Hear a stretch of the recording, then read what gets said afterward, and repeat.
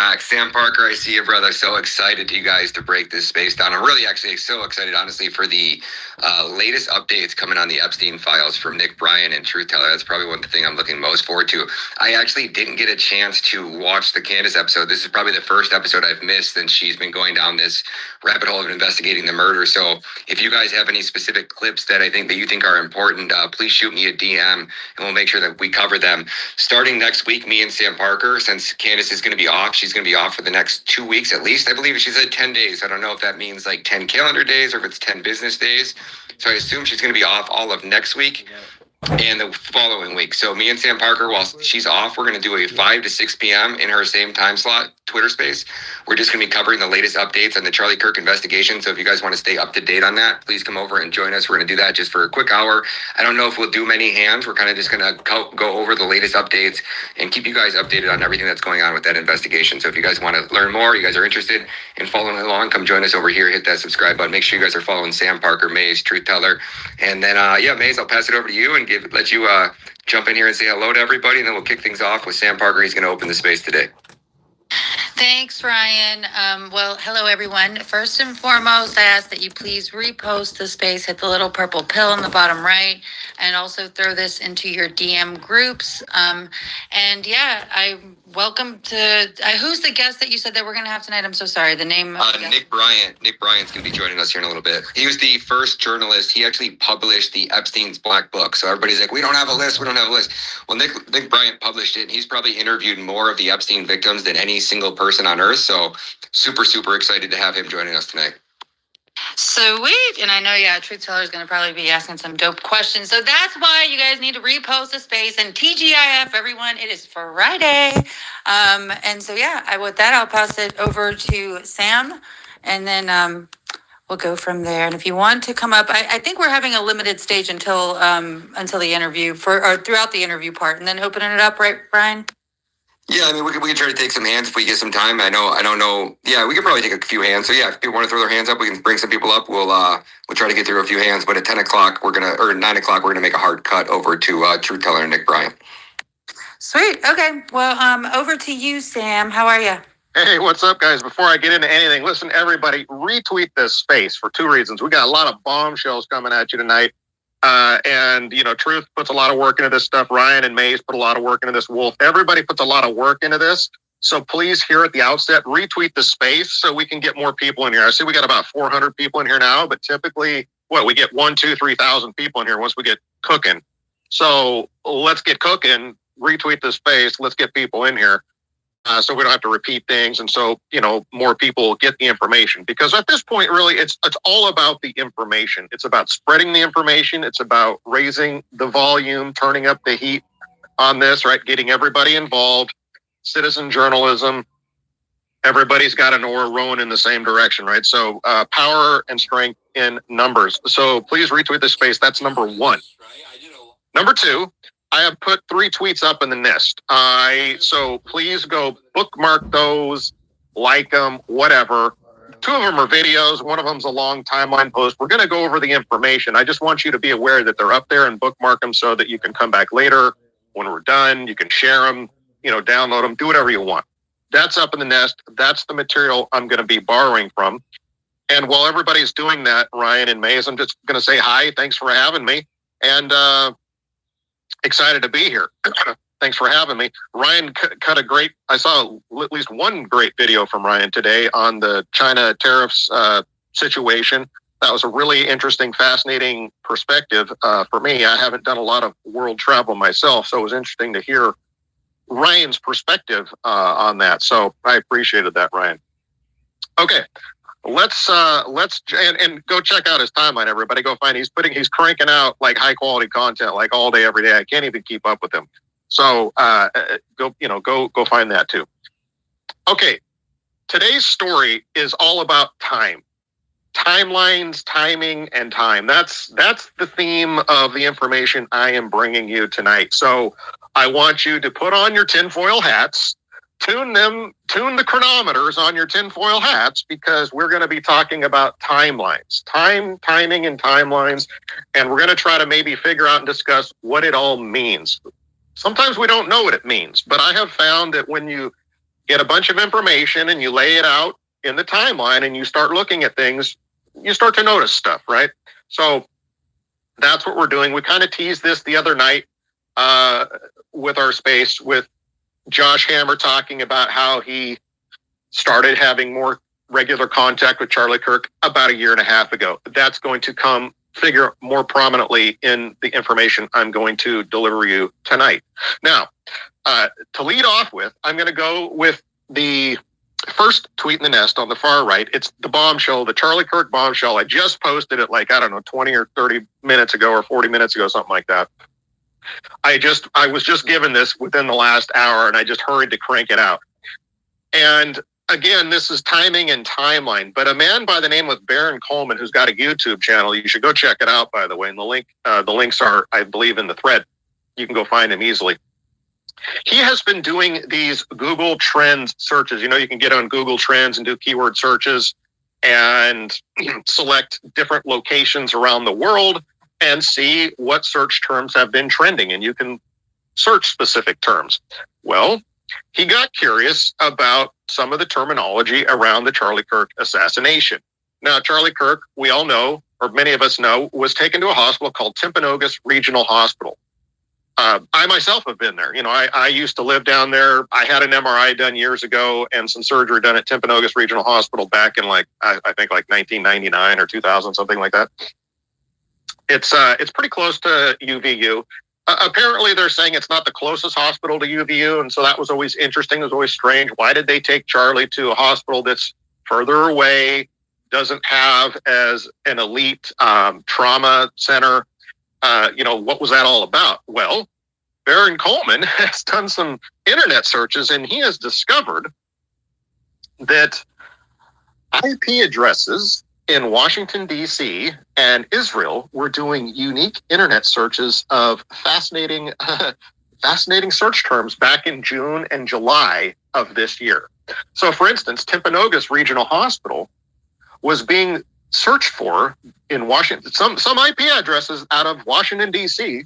were searching for Timpanogos Regional Hospital, this little hospital out in Utah. They were searching for there were spikes on June 28th, July 3rd, July 16th. And then there was nothing for almost 2 months. Nothing. Okay. And then there was a spike on September 9th, the night before the assassination, right? And then, of course, there were spikes on September 10th and 11th, because, Charlie's been killed. He's been taken to this hospital. It's in the news. And there's these small spikes on September 10th and 11th. But it's very interesting that out of Washington, D.C., there were these noted search spikes in June and July. And then the night before the assassination with nothing in between. I was like, what was it in Washington, D.C.? Who in Washington, D.C. was just got all of a sudden super curious about Timpanogos Regional Hospital in Orem, Utah? Very strange. Very strange. We also find out from one of my contributors, Neuber, he found that during the window of August 10th through the 16th, after the Hamptons meeting, which is after the Hamptons meeting for anybody who's keeping track, Israel also conducted, some Israel IP addresses also conducted a search for Timpanogos Regional Hospital. That was in early August. And then nothing after that. In addition, Deidre Amaro, the Utah State Medical Examiner, and we're going to be coming back to her. She's going to be figuring prominently in tonight's episode. But Deidre Amaro also was searched for from Israel, an Israel IP address on June 30th, 2025. So for whatever weird reason, somebody in Israel was really curious about Deidre Amaro on June 30th, 2025. No searches before or after that.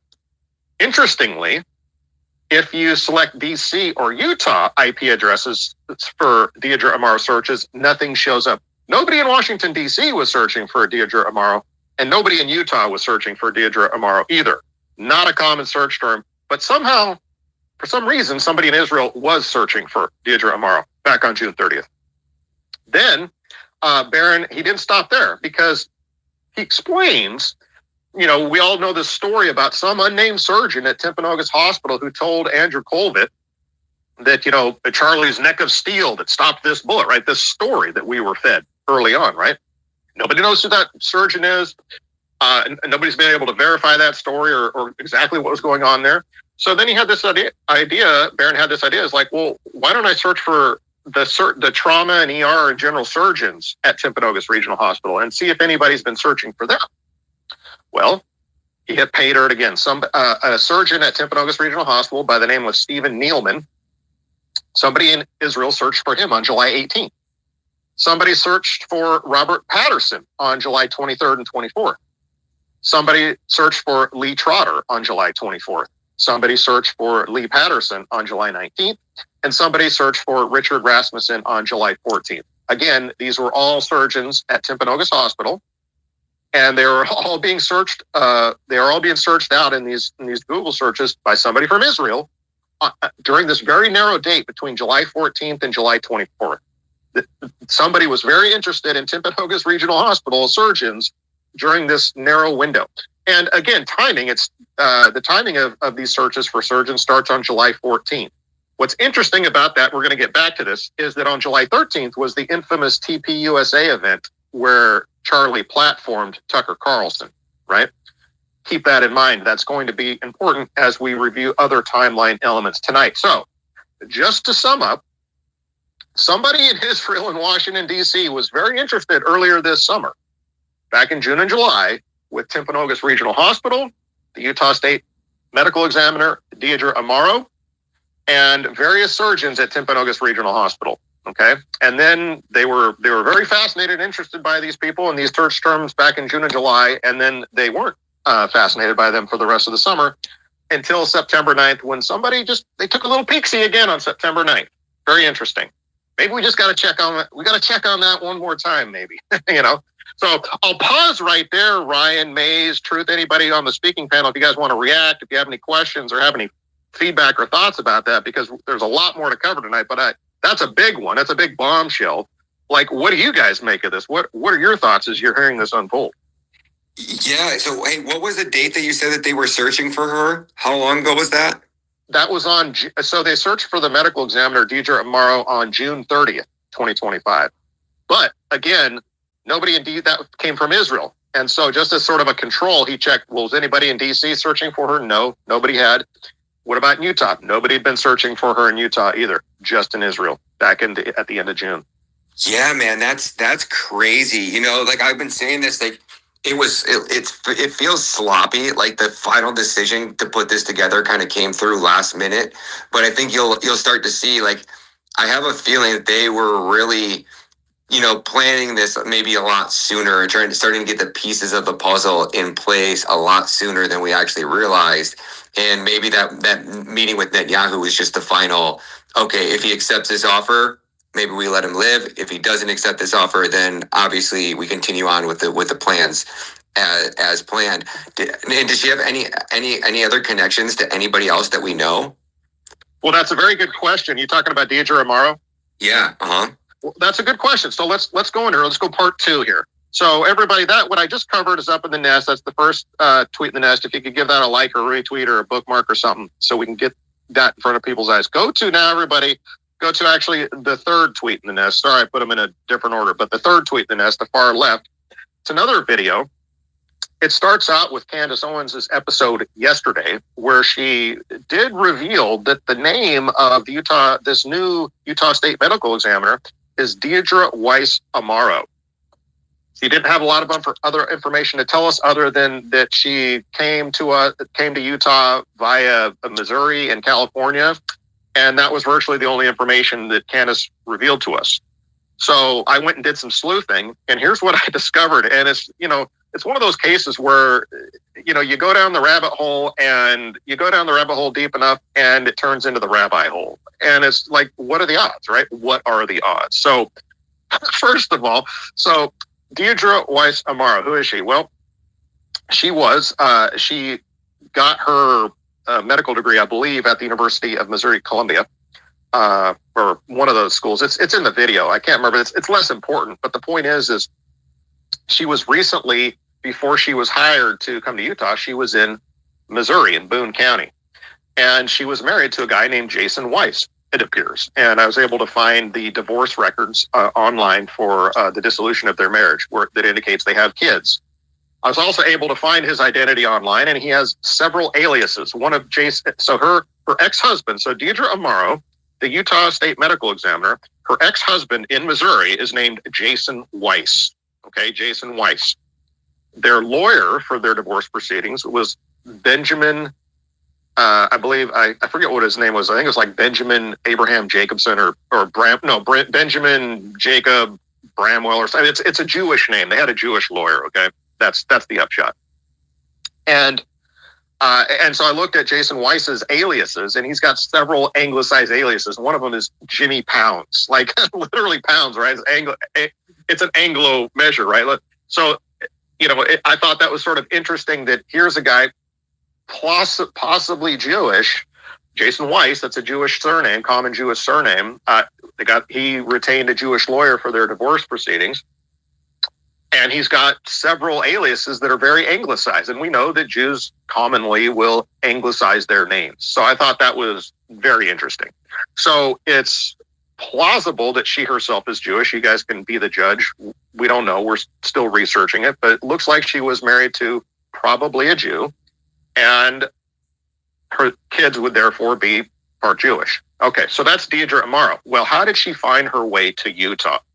Well, she gets divorced. Her divorce is finalized on May 14th, 2024. So about a year and a half ago. Again, everybody, I know I'm gonna hit you with a lot of dates and timeline stuff, but that's the theme tonight: time and timing and timelines, right?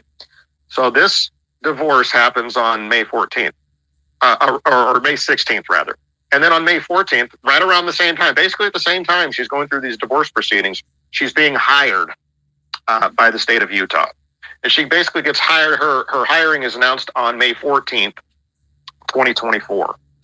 And she's hired by the deputy director of the Utah Department of Health and Human Services by a doctor by the name of Michelle Hoffman.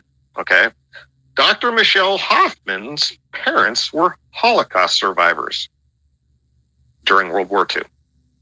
Okay, so there are something like 6,000 Jews in the state of Utah, and the deputy director of the Utah State Department of Health and Human Services is a Jew, and she hired this new medical examiner from Missouri who possibly also is a Jew. Okay, so make of that what you will, but it's just one more case of you go down this rabbit hole and it turns into a rabbi hole, okay? And then we learned that somebody in Israel was searching for her on June 30th of this year. Now, so that's sort of what I've been able to learn about Dr. Deidre Amaro, the medical examiner for the state of Utah, who I guess conducted the autopsy on Charlie Kirk, that Candace said did not find a full bullet, right? So there's something going on there. We don't know. We have to wait. We have to get more details, but just be aware that there's a Jewish role in getting this Dr. Deidre Amaro in place. Okay, that's what you need to know. Now, pause, take a breath, right? That all went down a year and a half ago. So if you're thinking timing, people are like, Sam, if Israel did do this or somebody did do this, there was a conspiracy, like when was the conspiracy hatched? How far back does it go?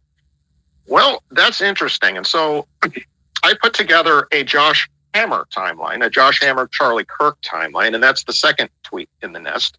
That's the second tweet in the nest. Now we're moving to a third tweet, the second tweet in the nest, the middle tweet.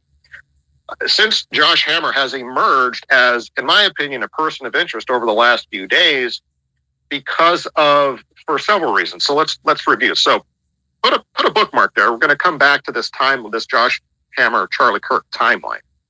Put a bookmark there for a second. Let's just get up to speed on Josh Hammer. Josh Hammer was in a group chat with Charlie Kirk for a long time. And it was in that group chat that Charlie said that he had no choice but to drop the pro-Israel cause on September 8th, right? 2 days before he's assassinated. Josh Hammer knew that. He's known that the whole time. And Candace Owens and other people were saying that Charlie was changing his positions on Israel. And Josh Hammer, over the last month, has literally been going on podcasts and tweeting up a storm, calling people like Candace Owens liars about that Charlie was doing no such thing. It's fake, and they're lying. Well, then Candace, a few days ago, produced the screenshots of where Charlie says, literally, I'm going to have to drop the pro-Israel cause. And it turns out that Josh Hammer has been lying this whole time about that, right? But it gets worse because the night before the assassination, he now infamously retweeted Donald Trump's 12-year-old tweet about public executions. That raised people's eyebrows. And then again the next day on the 10th, just a couple hours after the assassination, he retweets again cryptically with no context, public execution. All right, so this went massively viral the other day after I posted it. Candace picked it up. She did a whole episode on it. She dug into it even deeper.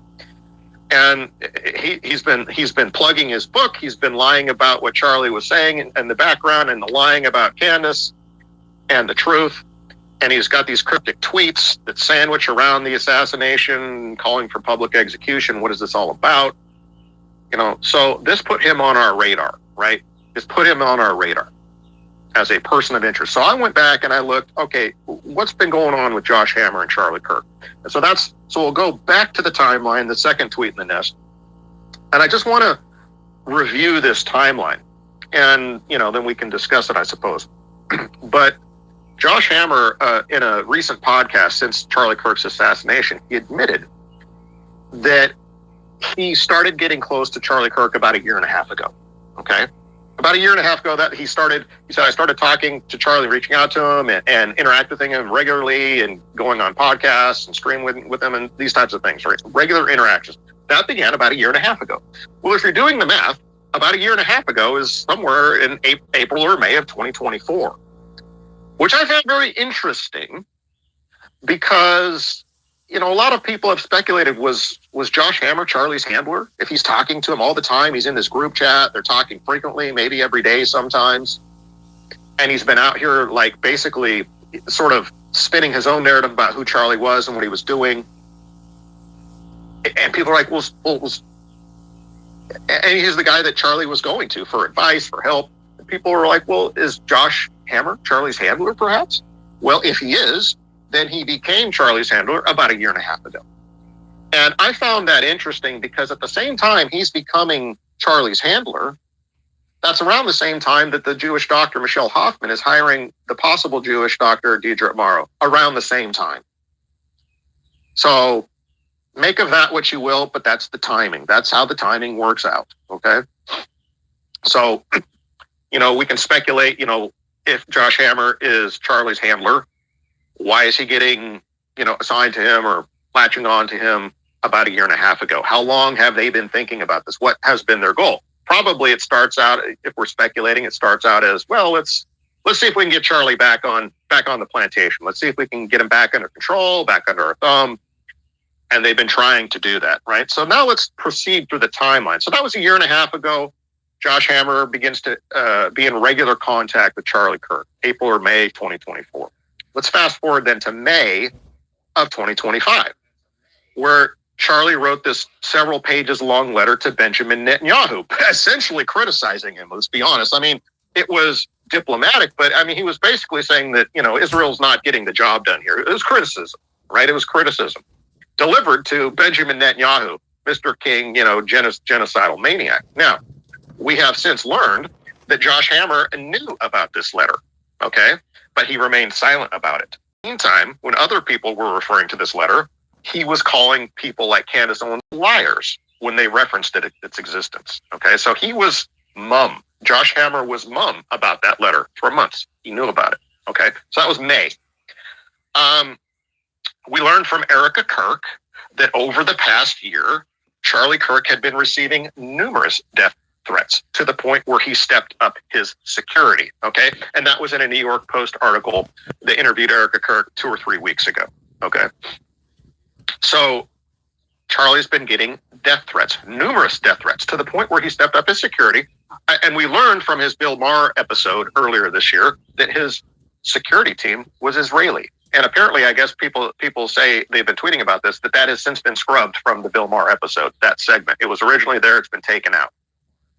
Okay, so keep that in mind, that over the last year, Charlie Kirk has been receiving numerous death threats.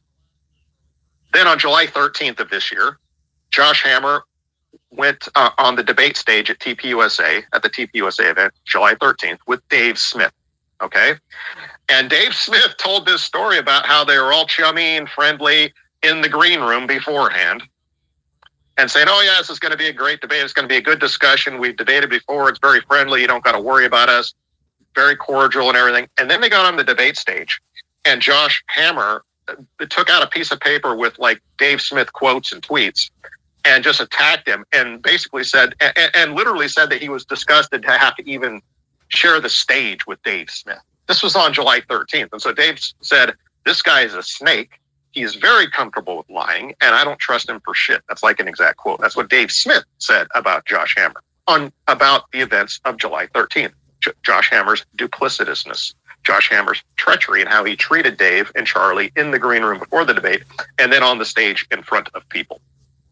We should also remember that since April 2024 at least, so there's that date again, April 24th, right? A year and a half ago, Josh Hammer began attacking Tucker Carlson, calling him the most dangerous anti-Semite in American history. Okay. And just for context, I mean, we got people like Henry Ford, Charles Lindbergh, George Lincoln Rockwell, David Duke, many others, many notorious arch anti-Semites in American history.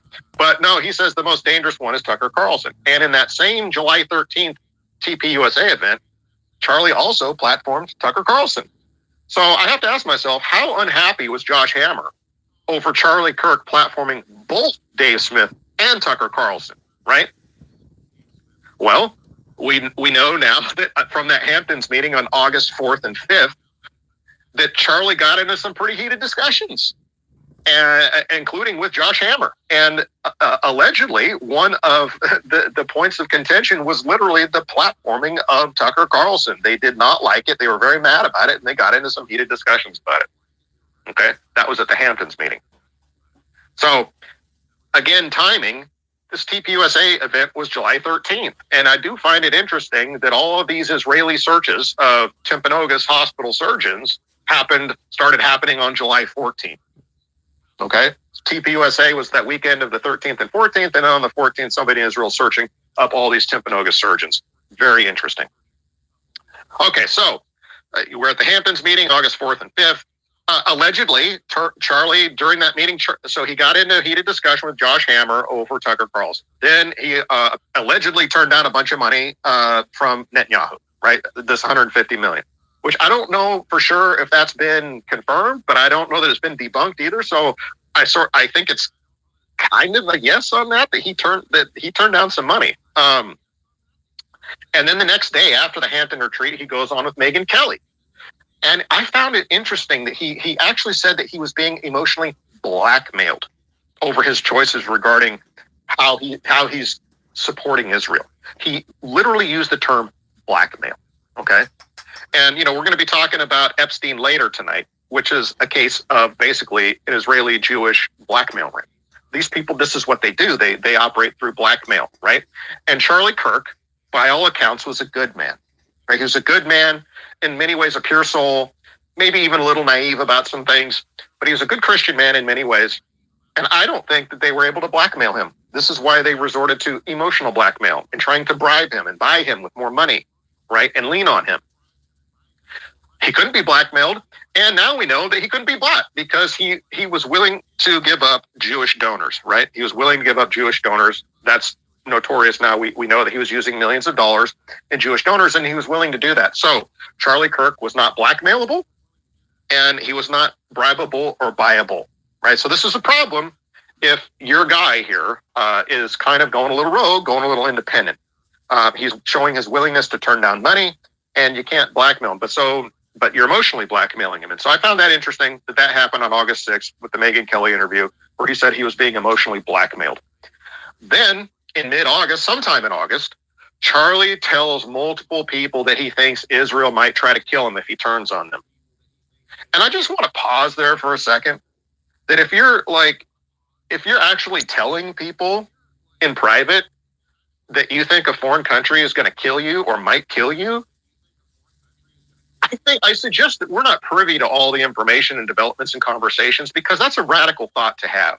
That's a radical thought to have if you're Charlie Kirk. Charlie Kirk has been super pro-Israel for many, many years, right? He's gotten millions and millions of dollars from Jewish donors. He loves the Jewish people. He loves Israel. He's always talking about it. He's always defending them. But he also is telling people now in private in the background that, well, I think Israel might try to kill me if I ever turn against him. So I just want people to think about what must have been happening in Charlie's relationships and in his life and in his mind for it to be going that far in his mind where he's like actually verbalizing that idea to people, unironically, right? Because we now know that that word got to Harrison Smith, who posted that famous tweet in sort of mid to late August, right? That where Charlie said, they might kill me if I ever turn against them. And I've not been able to find any documentation. Somebody can maybe do this dig for me if you want, but I've not found any documentation where Charlie like disputed Harrison's tweet. So, Harrison put that tweet was up for 2 or 3 weeks before Charlie was murdered. And I don't think Charlie debunked that, or said, no, this isn't true. Right. So now let's fast forward. And by the way, keep in mind, remember, his wife has said that he's been receiving death threats for the last year and he's beefed up his security. And at the same time, he's been receiving these death threats and beefing up his security. He's also thinking and telling people, I think Israel might try to kill me if I turn against him. So I'm very curious about these death threats. I would like a full disclosure of these death threats. Okay, let's fast forward to September 8th now, 2 nights before the assassination. That's when Charlie posted the message in the chat that Josh Hammer were part of and Rabbi Willicke was a part of. They were both part of this chat. And Charlie said, I have no choice but to abandon the pro-Israel cause. Now, both of those men, Rabbi Willicke and Josh Hammer, remained silent about that ever since then. They did not divulge that group chat. They did not divulge what Charlie said. They've remained silent about it and actually obfuscated, and at least in the case of Josh Hammer, have called people liars for reporting that. So that was September 8th. Okay. Then the next day, September 9th, the night before the assassination, Charlie had this Zoom call with Josh Hammer and Rabbi Willicke and I guess some of Charlie's staff. And we don't know the details about that Zoom meeting except what Hammer and Willicke have told us. And allegedly they tell us that it was, they were discussing Charlie's upcoming campus tour and honing his talking points because they say, well, he gets so many questions about Israel. He was really concerned about honing his talking points. But curiously, here's what the curious thing is. Josh Hammer posted a screenshot yesterday of a message with Charlie, and he asked him where the tour was starting at.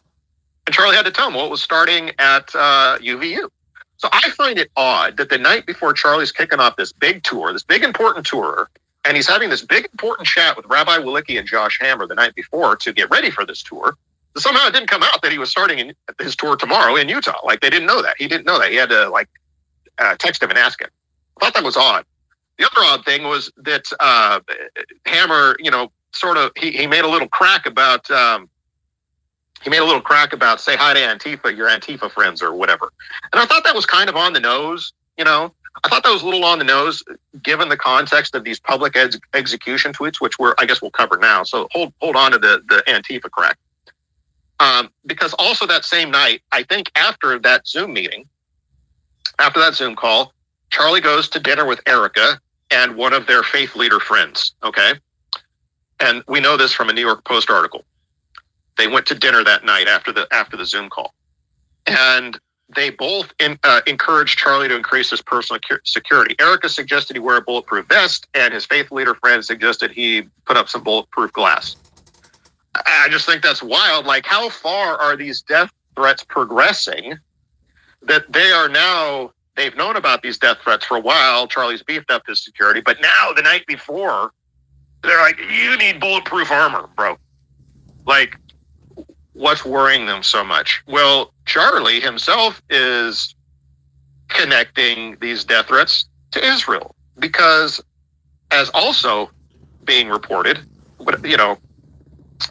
by Candace Owens, and she has yet to produce the actual receipts on this, but allegedly he texted multiple people also that night, September 9th, that they're going to kill me. That was the quote. Charlie texted people saying, they're going to kill me. It's cryptic. We don't know what it means. We don't know who they is. we do know that he had previously, within a few weeks, been saying Israel might try to kill him. So, some people have been doing some math there, like, well, if he was saying 2 weeks ago that Israel might try to kill him, and now he's saying they're going to kill me, maybe they is Israel, right? Like, that's who they usually is these days, right? Okay. So then on September 9th, so all this stuff is happening on September 9th. He's at dinner. He's getting these death threats. They're telling him to wear bulletproof armor. He's having this Zoom call. Josh Hammer's quote tweeting 12-year-old Trump tweets about public executions, right? Charlie's texting people saying they're going to kill me. This is all happening on September 9th. It's crazy. Then the next day, of course, Charlie's assassinated. And Josh Hammer, once again, cryptically tweets out public execution without any context. Well, that's odd.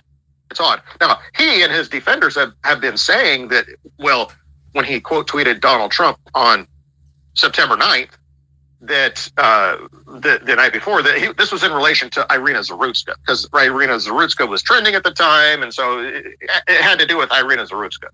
That's what they're saying. They've remained very, very quiet on why he tweeted it again after Charlie's assassination. Was Irina still on his mind after Charlie was just been assassinated? Is that what that was? I don't know. You be the judge.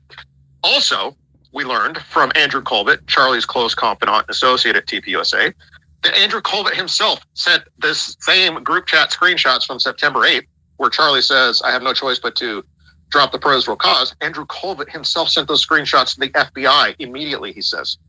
So the day Charlie was assassinated, like, why did Andrew Colbert think that a text chain conversation from 2 days ago about, Charlie dropping the pro-Israel cause, why did he send those screenshots to the FBI? Why did he think that those would be relevant in the immediate aftermath of the assassination? Especially when the emerging narrative was a crazy leftist must have done it. Why did Andrew Colbert think that it would be relevant to send those screenshots of that chat to the FBI? I thought that was very, very interesting. Remember I was saying, like, what must be happening in Charlie's life and in his mind for him to be telling people openly that I think Israel might try to kill me if I go against him? Like, there's things we're not privy to. And this is sort of a little red flag indicator that Colvett was aware of more than he's telling, because he's sending these Israel-related screenshots from a group chat from a few days ago to the FBI, like right after the assassination. Why does he think they're relevant? Well, he knows something that we don't. He knows context that we don't. I think that's what's going on. Okay, moving on. Again, the entire month since that group text message on September 8th, Josh Hammer's been silent about that and been calling everybody liars for saying that Charlie had changed his mind in Israel. And anyway, going back to this screenshot now, where he warned Charlie about his Antifa friends. Yes, that happened yesterday. He publishes this screenshot where it's revealed that after the Zoom call, he didn't know where Charlie was starting his tour the next day, Utah. And then he said, hey, say hi to your Antifa friends. And I thought that in the context of this 2 public execution tweets, that, specifically rereferencing Antifa, that's what you chose to, your parting shot to Charlie that night was a crack about Antifa. I thought, and then the next day, Antifa basically is framed, or Trantifa is framed for the assassination of Charlie Kirk. I thought that was just a little on the nose, especially in the context of these public execution tweets. I thought that was just a little suspicious. So, at the end of the day, there's your timeline. What's going on with Josh Hammer? I say this in my tweet here. If I ran the FBI, I would be so far up this guy's business, he'd be brushing his teeth with Preparation H. Okay, that's how far up Josh Hammer's business I'd be. And that's how far up his business I am right now, because as far as I'm concerned, this guy is a loose cannon, and he's suspicious, and I don't know what's going on, but there's a lot of odd stuff happening on this timeline. So, Ryan, there it is. There's the timeline. There's the Josh Hammer relationship. There's Dr. Deidre Amaro. There's the weird internet searches from Israel. What does it all add up to? I don't know yet, but it looks pretty damn suspicious. Damn, Sam Parker, guys. I'm telling you, I was just texting Maze. Maze just texted me like, holy shit, Sam is so good at this. And I go, I know, I would be absolutely, these spaces would be nothing if it wasn't for the men that do this work, specifically Sam Parker. It's like every day that I put this space together, I'm literally just interested in what Sam has to say. Like literally, I just look forward to it. Almost like I'm sitting here like looking forward to Candace's going live at 5 p.m. I'm like, oh God, I can't wait for Sam to unpack everything that he's done, man. You did such a good job. And we have the legendary Nick Bryant has just joined us. He actually joined us a little bit early. I was going to jump into him at 8 or at night. I'm not moving on. I was just going to give him I was just giving, I just wanted to give Nick a huge big shout out. We're going to get to him here in just a minute. But yeah, Sam, man, you're absolutely crushing it, brother. Holy cow. How long did it take you? How long have you been working on that? I just want to say thanks. I appreciate it. I've been working, every day I put hours into this. It takes hours to do the research. It takes hours to think about it and make sense of it. And then it takes a long time to type it all out or produce the videos. It's just what we do. This is what I do. So I'm not complaining. I'm just telling you that, but like, I'm not the only one doing this. Mel's doing it. Gen X Girl's doing it. Ian Malcolm's doing it. You're doing it. Like, there's so many people doing it, right? It's truly, Ian Carroll's doing it. Candace is doing it. Her team's doing it. I mean, there's just so many people. Like tonight, I got a tip from Shelly. I'm going to give Shelly a shout out. Shelly, her @is @realShelly_2. You can find it in the she's actually right there in the stage with us. Yeah, right down yeah. And if you go up to the first tweet in the nest where the Charlie Kirk bombshell, in that thread, I link her. She's the one that gave me that tip today. And so, I went and ran it down and put it together in a video to present to everybody. But like that came from Shelly, right? That came from her. And I do get tips and people pointing stuff out to me, and that helps. It's really been a team endeavor to do this, right? And if we ever do get to the bottom of this and unravel it, it will be because of the work of so many people. Blake, I saw Blake tapped out today tragically because Jews have been harassing him. That's terrible. That's sad. But he's done so much work. Dr. Chris Martinson's done so much great work. I mean, we just go on and on and on and on and on. There's just so many people. It's such a group effort, and I just try to I got my little corner here. I got my little slice, and I'm trying to bring it. I'm trying to keep. Honestly, I'm trying to keep up with everybody, and it's exhausting and it's very hard. But I don't want to be. I don't want to be the weak link. So I'm trying to bring it, and keep me honest, guys. And if you have tips, send them my way, and I'll do what I can with them.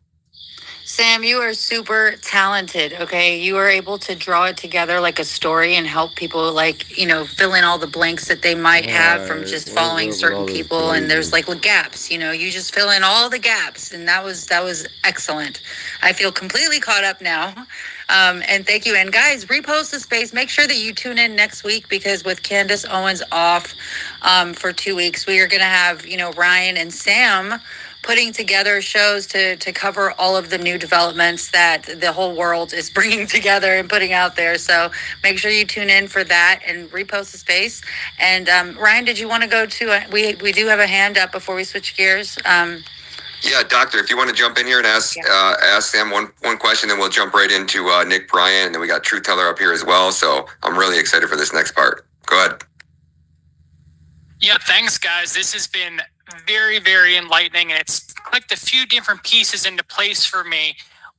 One of which is there seem to be two kind of important points in the timeline that we have to focus on. And one, it seems like we have a lot of information for, and the other one, maybe we need to find more information about. And in a space a couple days ago, Maze was asking if they could rush the Charlie assassination due to the text messages that Charlie wrote 2 days before his assassination. And I think now we're realizing, with all this information about the search history in DC and Israel, that the assassination was planned potentially months in advance. At the very least, it sounds like it was in mid-July, but maybe even earlier. And there's another Utah event that actually happens about 2-3 weeks after. It's a Turning Point USA Utah event that happens about 2 or 3 weeks after the one where Charlie was shot at.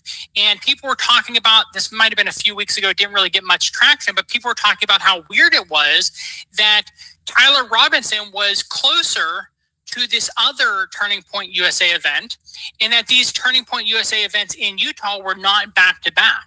And so I have some suspicion that their original intent was to have Tyler be the patsy at this other Turning Point USA event that was closer to his house, closer to where he lived.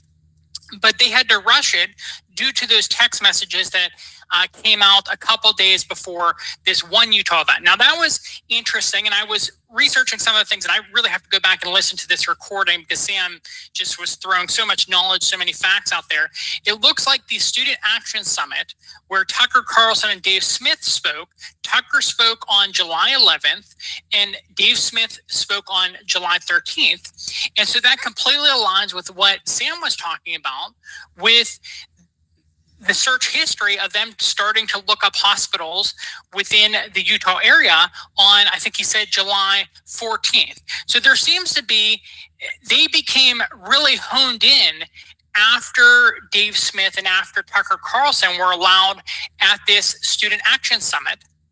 It seems like the forces working against Charlie really honed in on, they gave the green light that this assassination had to have happened. Now, that's one major point in the timeline. That seems to be where like the green light was actually given for the assassination in that mid-July timing. The other one, though, that Sam brought up, which was related to this Michelle Hoffman and this Deidre person that was about a year and a half ago. And so maybe I just missed it. I'm trying to take notes, but Sam was just throwing so much stuff out there. I'm going to have to listen to the recording to catch it all. But do we know why they might have been setting things up a year and a half ago to potentially take out Charlie Kirk? Why were they putting these people in place like Deidre and stuff like that? Like, do we have any idea about that? I'll just weigh back in on that. That's what I was trying to, and maybe because I was throwing out so much information like a fire hose, it got lost in translation. But that was kind of my point. If Josh Hammer is being assigned to Charlie Kirk essentially to become his handler about a year and a half ago, that means that they're already concerned about Charlie a year and a half ago. They're already concerned about him. And if we rewind back to October, 10/7/2023, when Charlie notoriously, basically calls out the IDF and Netanyahu and Israel, like, did they let this happen? Did they let this attack happen? Was there a standout order? What's going on there? He was attacked. He was viciously attacked and called an anti-Semite and dangerous. At the same time, he had attacked left-wing Jewish NGOs and the ADL and Jonathan Greenblatt and hate speech censorship. And they were calling him an anti-Semite. He was getting attacked back in the mid to late fall of 2023 for being this big anti-Semite. Well, then the early part of 2024, he gets assigned Josh Hammer. So the sort of the picture that I have in my head is that they're already concerned about Charlie. They don't like some of the things he's been saying. They don't like how he's been, coming out against some Jewish power here. They're very concerned. So they place Josh Hammer to sort of like, maybe let's just get him back under control, or let's find out if he can be controlled. It's like they're not ready to write him off, but they don't know what to do. So we get him a handler, and then parallel processing.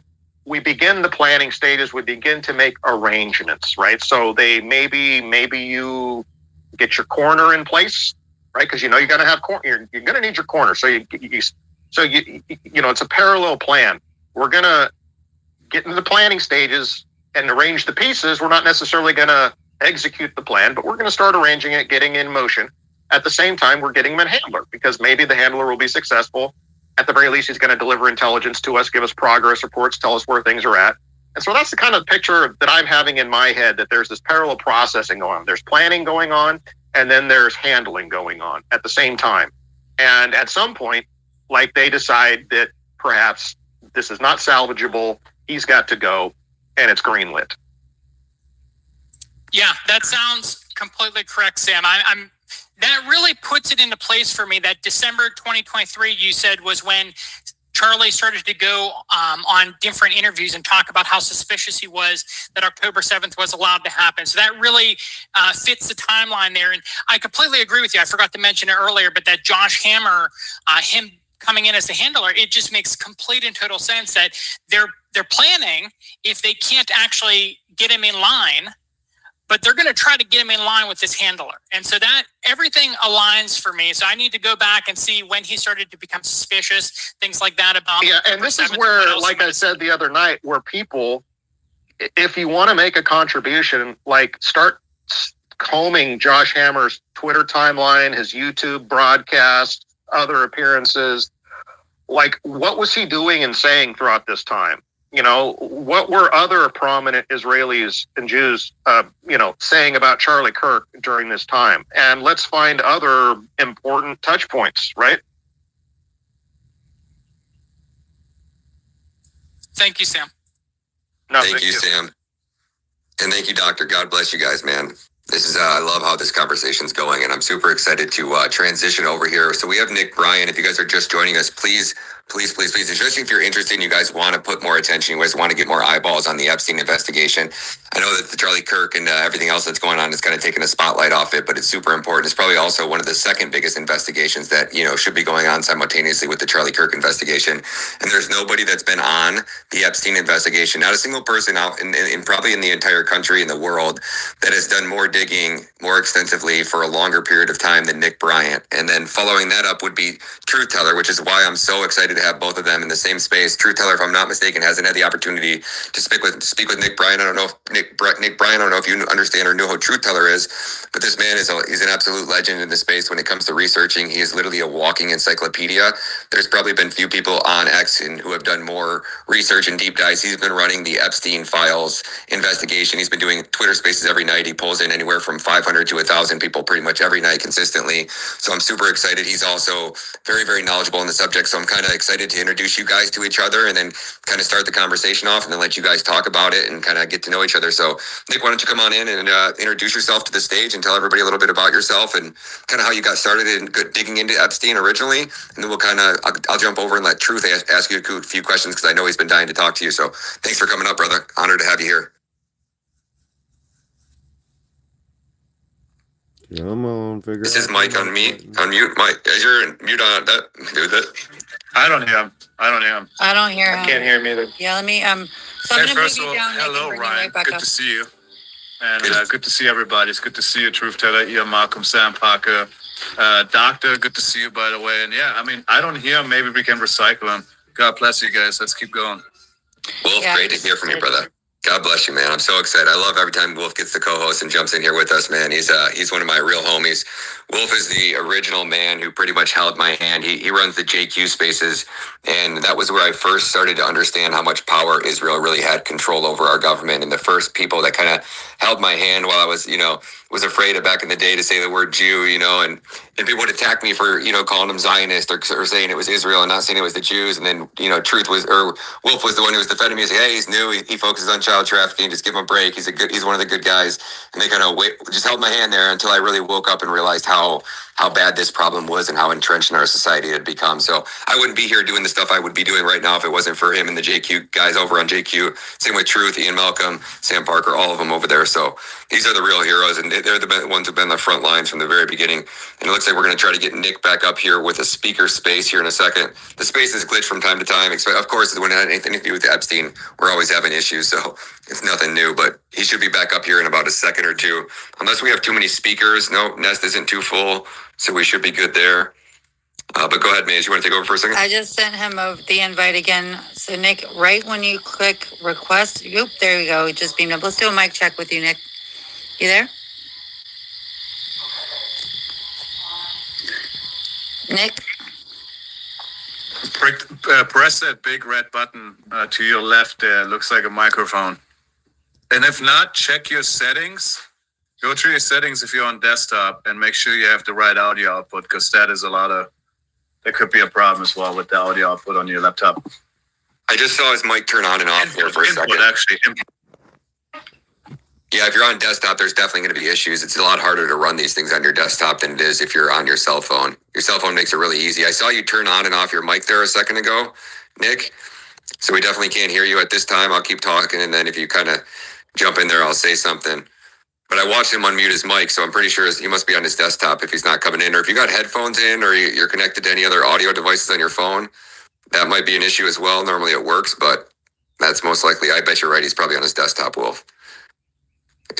Yeah, go settings, go sound, and then choose where to play sound, and then go into input, and then whatever microphone you use for input or headphone. I'm up here, man. Nick's an absolute legend. So I have a phone. I don't know if... Yeah, maybe he can't hear us. No, I don't know if you couldn't hear us. Like I can. likely an FBI agent as well. He was absolutely cooperating with the FBI at one point. They say CIA agent as well, and also Mossad agent. This guy was working with many different intelligence agencies. One of my questions to Nick was going to be about specifying which one he was loyal to first foremost. And my guess is obviously Israeli military intel first, because he was absolutely pro-Israel, and he supported a lot of their businesses, including, his very close relationship with Ehud Barak, and also his financial investment in both Palantir and also Carbine 9/11. So I'll start with a little overview until hopefully Nick gets his mic sorted out. And Nick, if you're listening, definitely try to come in through your phone app. It'll be a lot easier. I think you'll be able to navigate much quicker there. Is this his first space ever, Ryan? That you're aware of?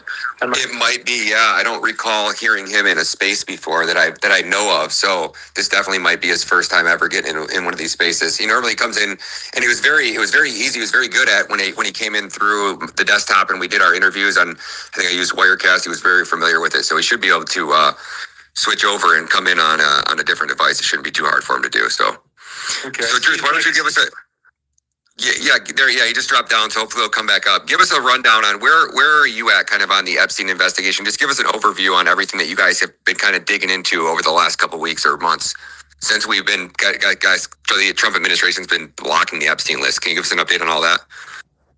Sure, you got it.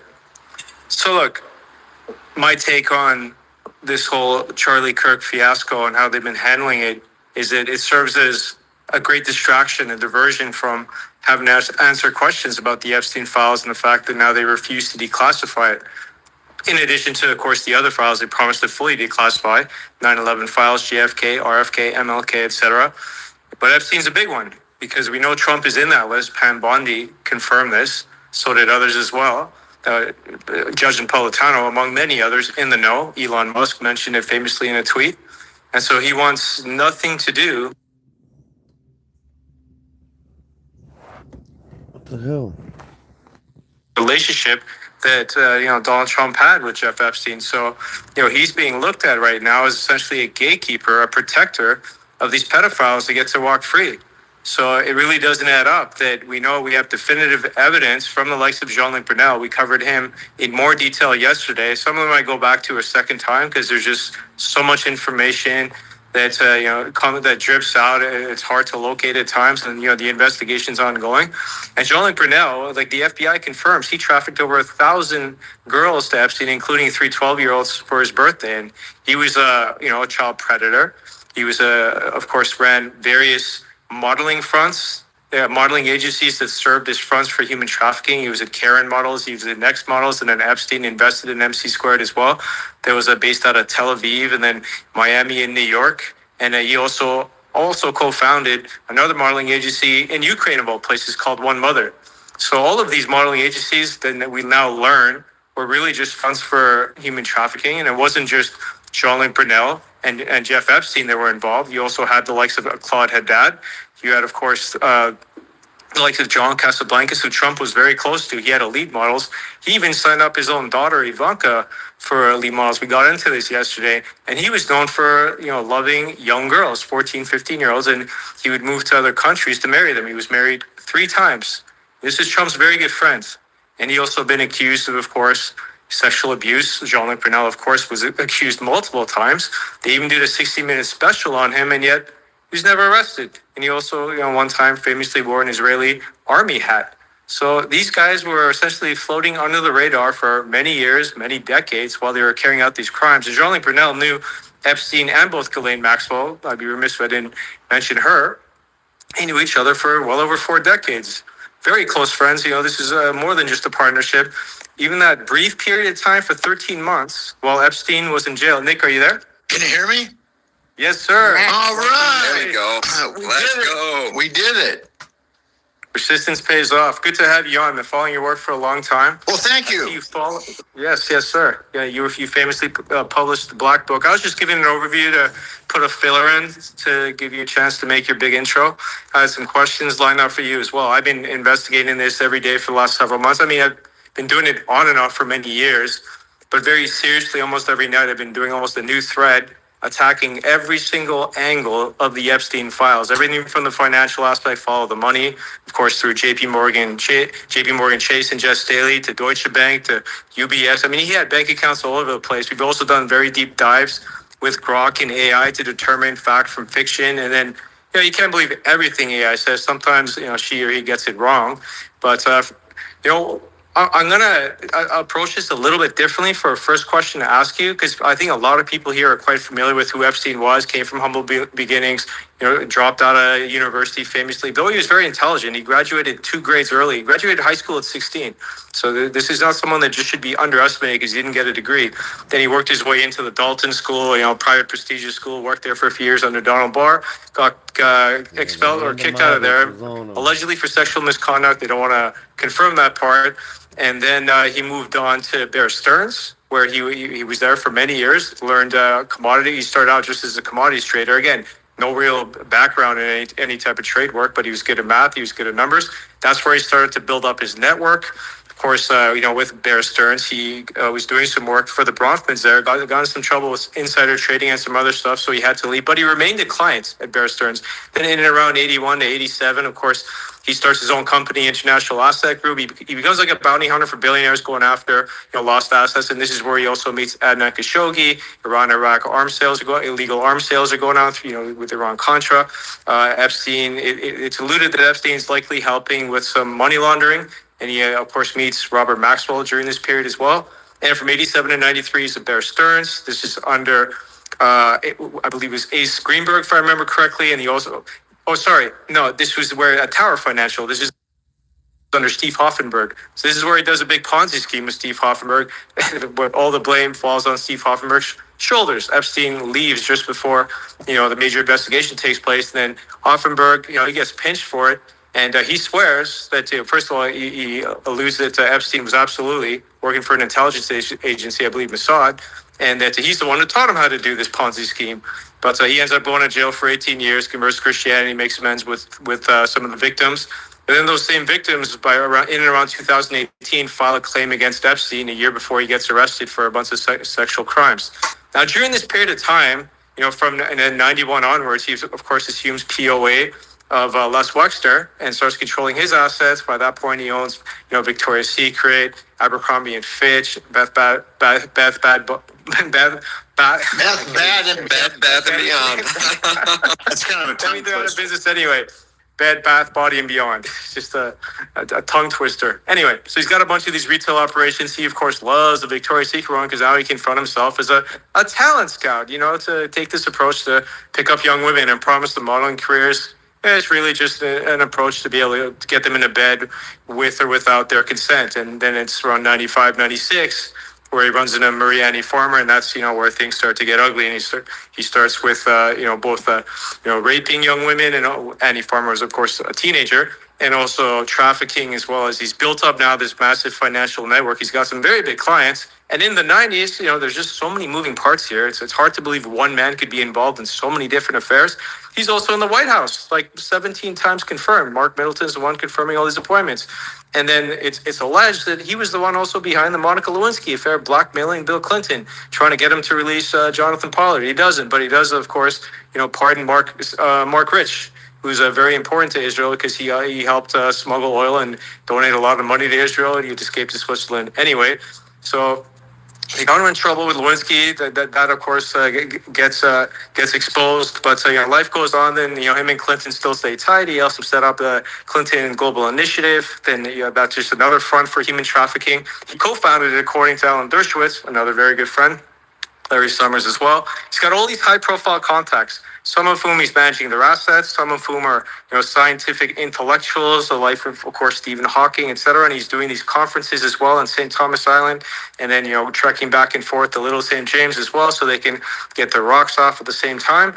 So there's a few things going on here. One is to satisfy the sexual urges of both the intellectual minds, the ones that were interested, and also the very rich, to get them in compromising positions to be able to blackmail them and get them to donate towards, of course, the fund that he had set up at JP Morgan Chase. Through that, donations were made to both MIT and Harvard. So again, you could gain access to their intellectual property labs, likely to steal that IP and then give it to Israel as part of what he was expected to do. And again, during the 2000s, he remains a client of Bear Stearns, and it's in 2000. He has the liquid fund as well.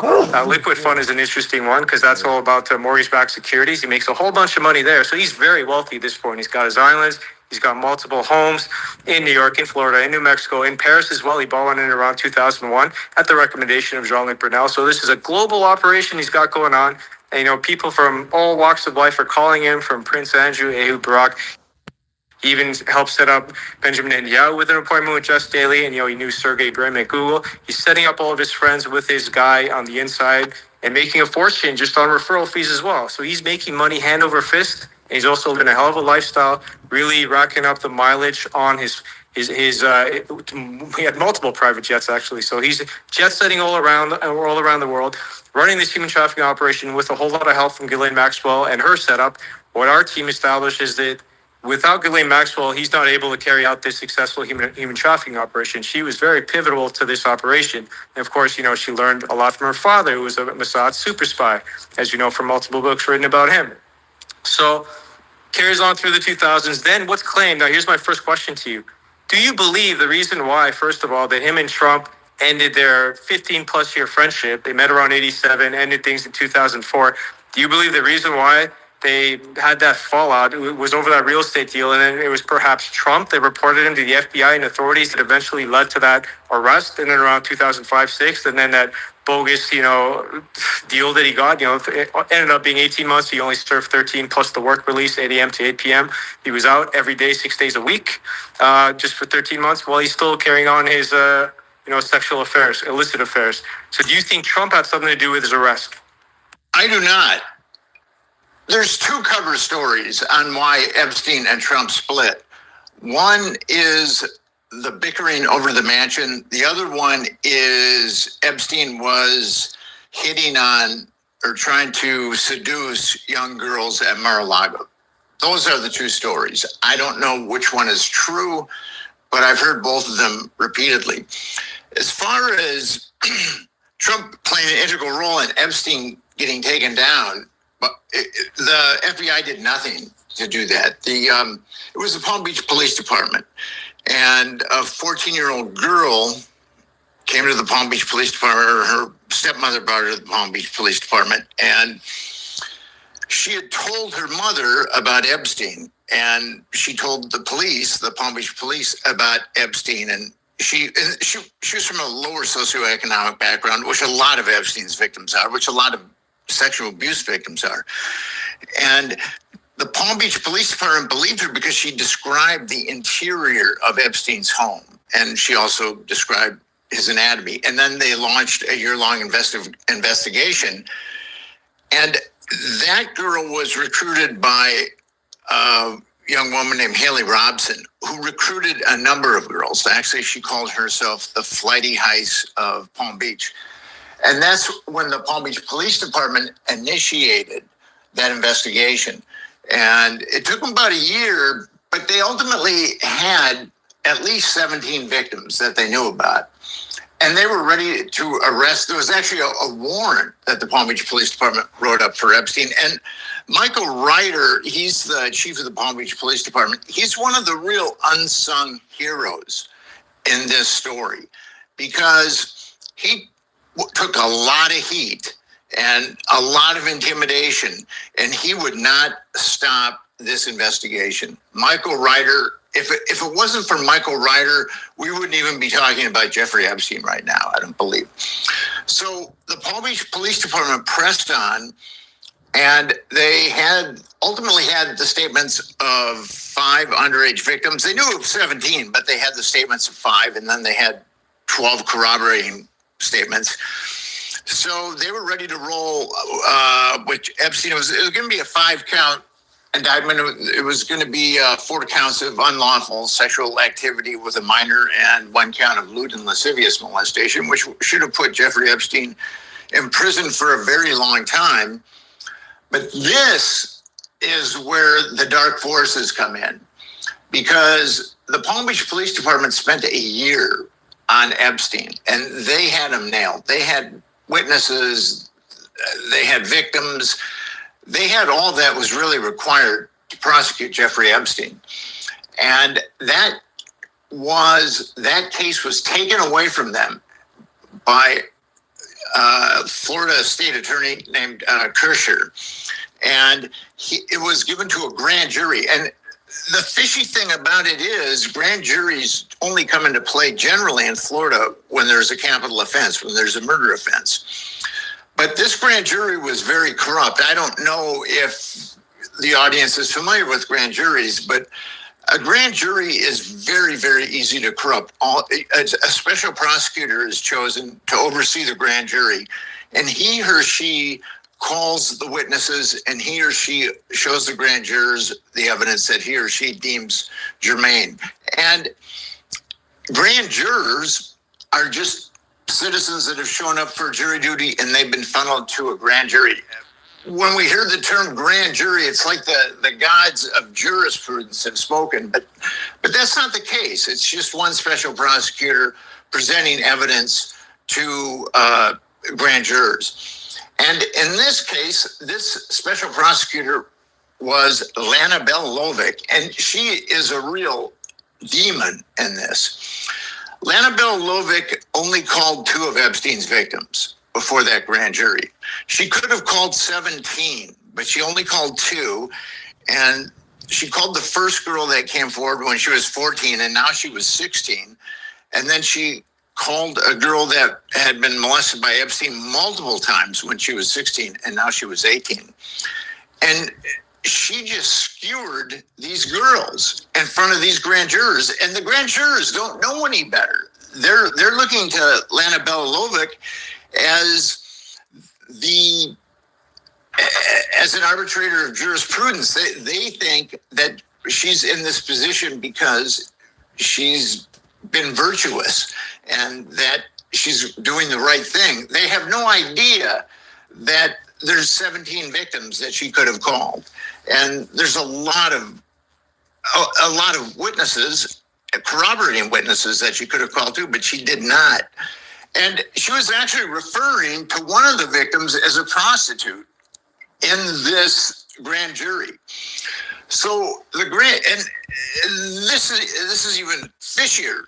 The grand jury decided that Jeffrey Epstein hadn't molested a single minor, but it indicted him on one count of adult pandering, and there wasn't any adults that were talking about being pandered. It was two girls who had been molested by Jeffrey Epstein, one when she was 14 and one when she was 16. And when that grand jury returned with no indictments, I wrote a book called The Franklin Scandal, a story of power brokers, child abuse, and betrayal. And that network was a lot like Epstein's network. It was interstate. Epstein's was more international. The Franklin network was interstate. The Franklin network, I believe, was bigger than the Epstein network, but it was only around about 10 years. And the Epstein network was, I think, operational for about 25. But there were 2 grand juries that looked at the Franklin scandal. And the epicenter of the Franklin scandal was in Omaha. And the kids would be flown to Washington, D.C. at a party house that was owned by a CIA asset named Craig Spence that was wired for audiovisual blackmail. Very similar to what we're seeing with the Epstein case. But those grand juries declared that not a single child had been abused. And then the thing about grand juries is they're sealed. Everything is sealed. The testimony is sealed. The exhibits are sealed. I was able to get the exhibits and the testimony of one of the Nebraska grand juries, and then Ron DeSantis, the governor of Florida, released the transcripts of the grand jury that was run by Lana Bell-Lovick as a special prosecutor. And they're very similar in the respect that they just treat these poor victims like they're lying. And there's no, in both these grand juries, there's no searching for the truth. That grand jury that was run by Lana Bell-Lovick, it had one mandate, and that was to make sure that Jeffrey Epstein wasn't indicted on any counts of child sexual abuse. And Nick, when you said that, when I interviewed you the first time, when they had all of those victims, what was the youngest age of those victims that Epstein was allegedly raping? So there you get into, I believe that the media and the government have decided that 14 years old was the youngest. But actually, there's a Melbourne newspaper. It's a daily newspaper, and it's called The Age. And it did a lot of digging in the Virgin Islands, and it found girls that were 11 and 12 that were being molested on the Virgin Islands. And I've been investigating and writing about child trafficking for many years, and I've spoken at a number of conferences. I've spoken at very large conferences. The National Center on Sexual Exploitation has like an international summit every year, and I've spoken at 3 of those. I've spoken at the Society for the Study of Trauma and Dissociation at their international conference. So I've gotten to know a number of therapists, and I talked to 2 of them, and they felt, and one of these therapists is really eminent, and everybody in that particular field would know her, and actually she's been in a number of documentaries about sexual abuse. And both these therapists believe that they had clients that were under 10 years old when they were trafficked by Jeffrey Epstein. And the eminent therapist, psychologist that I'm referring to, her client was able to describe the interior of Jeffrey Epstein's home in New York. And both those therapists tried to get settlements from the Epstein Victims Compensation Program. And there were 225 women that applied for compensation from the Epstein Victims Compensation Program, and 150 were awarded settlements, and 12 declined, because if you signed and got money from that program, you could not sue any of your other perpetrators. So that's primarily why 12 declined to take the settlement. But these 2 therapists believe they helped their clients walk down that difficult road of getting a settlement from the Victims Compensation Fund. And they both believe that the reason why because they knew too much. These kids knew too much. Well, they were very young women at this point. And the reason these therapists believe that that their clients did not get a settlement from the Epstein Victims Compensation Fund is because they didn't fit into the cover story. And the cover story is 14 years was the youngest one. But when I was writing the Franklin scandal, there was human traffickers, and one of the mainstream media has just been horrible with this story. But one of the things that it's really missed is human traffickers are vicious people. Whether they're living in a trailer court in the Midwest or they've got a mansion on the Upper East Side, human traffickers are vicious people. And that's one thing that the media just refuses to report on is just how wicked Maxwell and Epstein were. And then also they had their little cadre of helpers, Sarah Kellen, Leslie Groff, Nadia Marcinkova, and Adriana Ross. Ghislaine Maxwell built the machine to get girls. And Jean-Luc Brunel was very helpful because he was buying girls in Eastern Europe. But it was these 5 women that were really integral to feeding the machine. And Sarah Kellen, and that's the thing about justice in this case, is Sarah Kellen, Leslie Groff, Adriana Marcinkova, and Nadia Marcinkova and Adriana Ross, they could be indicted tomorrow. I mean, there's a number of victims that were trafficked by them. And that's what really bothers, well, there's a lot of things that bother me about this, but that's one of the things that really bothers me about this is that those 4 women know about that network, all about that network. And they could be indicted on multiple counts of child trafficking, which is a heavy sentence in the federal system. It's 15 to life. And if Sarah Killen was staring at 10 life sentences and she was protected, she would definitely turn on the perps. And as I said earlier, there were 225 women that applied for compensation from Epstein Victims Compensation Program, but there's well over 1,000 victims. And the reason why those 1,000 victims didn't come forward is because they're frightened. They're very frightened. And human traffickers can be very, very frightening. And when you get into the younger kids, as I was talking about, the pimps in the network, the Franklin network that I wrote about, they were into pubescent boys. But if you wanted a 7-year-old or an 8-year-old, these people are psychopaths. Epstein was a psychopath. Maxwell is a psychopath.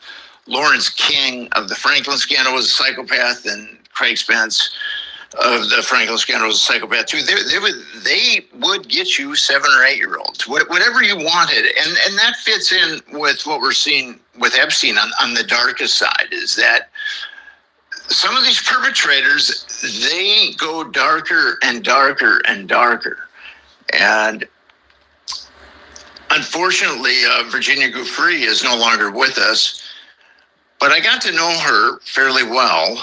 And she told me that there was a very high-powered politician that liked to beat on little girls, and that he put her in the hospital for 3 days. So some of these guys, well, anybody that's molesting a child is extremely twisted, but some of these guys are really, really, really twisted. And I saw that with the Franklin scandal too, this escalation of sadism towards these kids, which is really horrific, because Epstein was serving these kids on a silver platter. But that's some of these guys. Some of these guys that run countries, that run corporations, like to be sadistic to children. I mean, that's just how it is. I mean, it's very, very...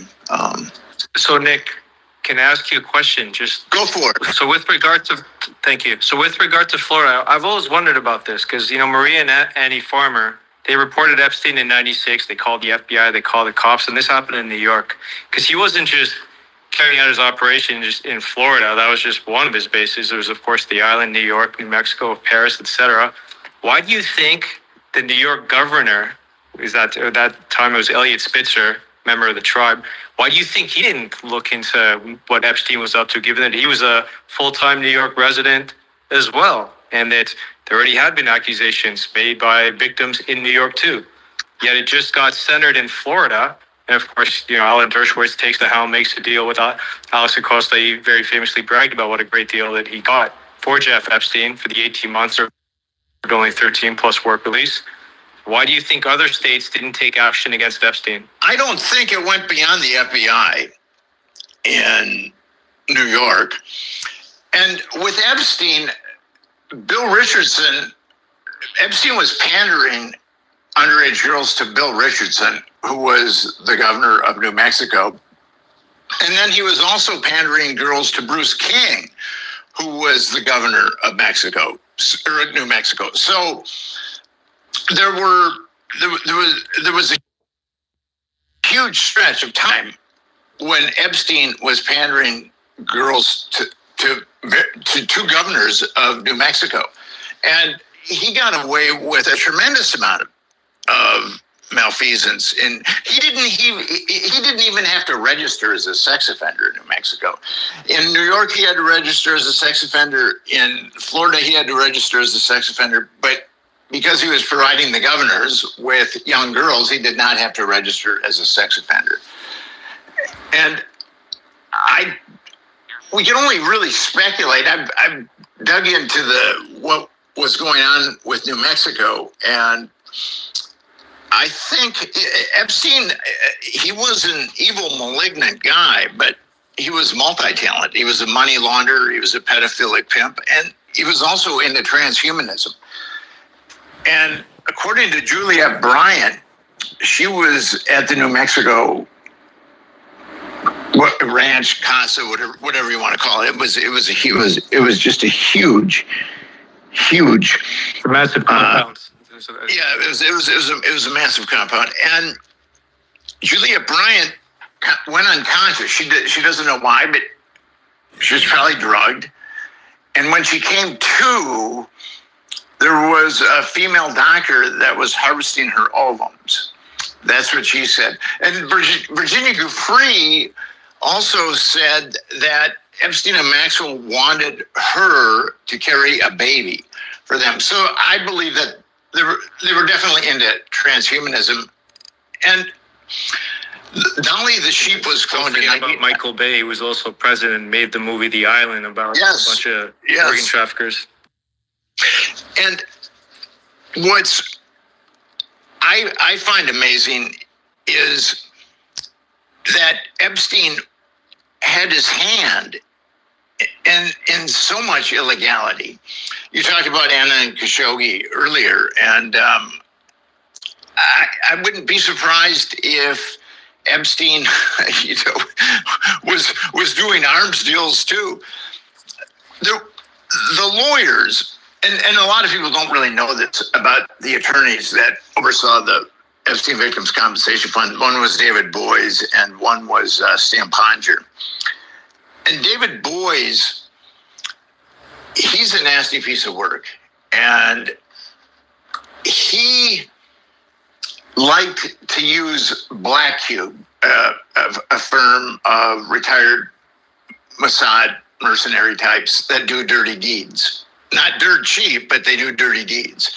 And he deployed Black Cube on Rose McGowan. They inveigled themselves. She was one of the first actresses in Hollywood to come forward and accuse Harvey Weinstein. And she was unbelievably brave. And David Boies was representing Harvey Weinstein. And David Boies hired Black Cube to inveigle themselves into her life as her friends and dig up as much dirt on them as she possibly could. The New York Times was going to run an expose on Harvey Weinstein, and David Boies deployed Black Cube on Harvey Weinstein, or on the New York Times journalists. I mean, they were digging into these journalists trying to find dirt on them so that they could shut down the story. And then there's Theranos. It was founded by Elizabeth Holmes, the grifter that's in prison now. And it was ostensibly like a state-of-the-art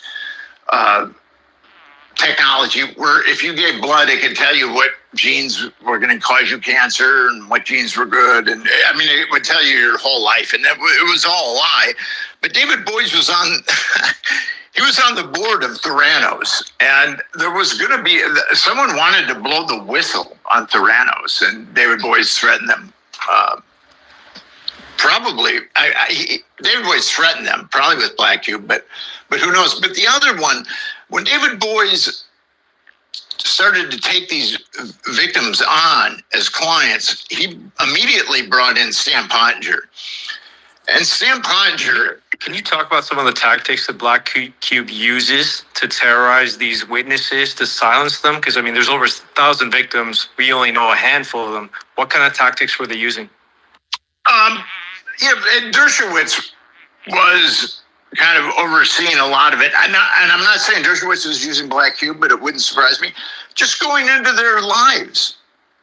And we know that Dershowitz had people going through the girl's Facebook, and if there was allusions to marijuana or drinking or anything like that, it would show their moral turpitude. With Rose McGowan, I don't know what they were looking for, but apparently there were two of them that inveigled themselves into her life, and I don't know what they were looking for with the New York Times, but it's typical blackmail type stuff. And Virginia was really solid. She stood up to Ghislaine Maxwell, and Ghislaine Maxwell's reptilian lawyers, and settled for millions. We don't really know how much, but and it wasn't like 14 million or so, 14 or 15. That's kind of the ballpark for Prince Andrew. We don't really know, but I would say at least 5 or 6 with Ghislaine Maxwell. With Virginia, she waffled on Alan Dershowitz, and I don't know why she waffled on Alan Dershowitz. There's so much circumstantial evidence that Alan Dershowitz was molesting these girls. I mean, he believes in that the age of consent should be 14 or 15, regardless of the age of the other individual. And he also wrote something, I've got it somewhere, about how child abuse material should be legal. So there's a guy that really has no reverence at all for the sanctity of womanhood or of girls. So, but I believe... You believe he would feel the same way if this was happening to Jewish kids instead of Gentile kids? Yeah, Alan Dershowitz is a nasty piece of work, and regardless if they were Jewish, Catholic, Muslim, I mean, I don't really think it would make any difference to him. I really don't. And so I've just noticed the pattern with all the survivors. They all tend to be young white girls. Actually, they are. Some of them are Jewish. Some of the survivors are Jewish. I don't really think that these guys discriminate. These guys have a type that they like. And if a girl fits that type, then they're provided with that girl.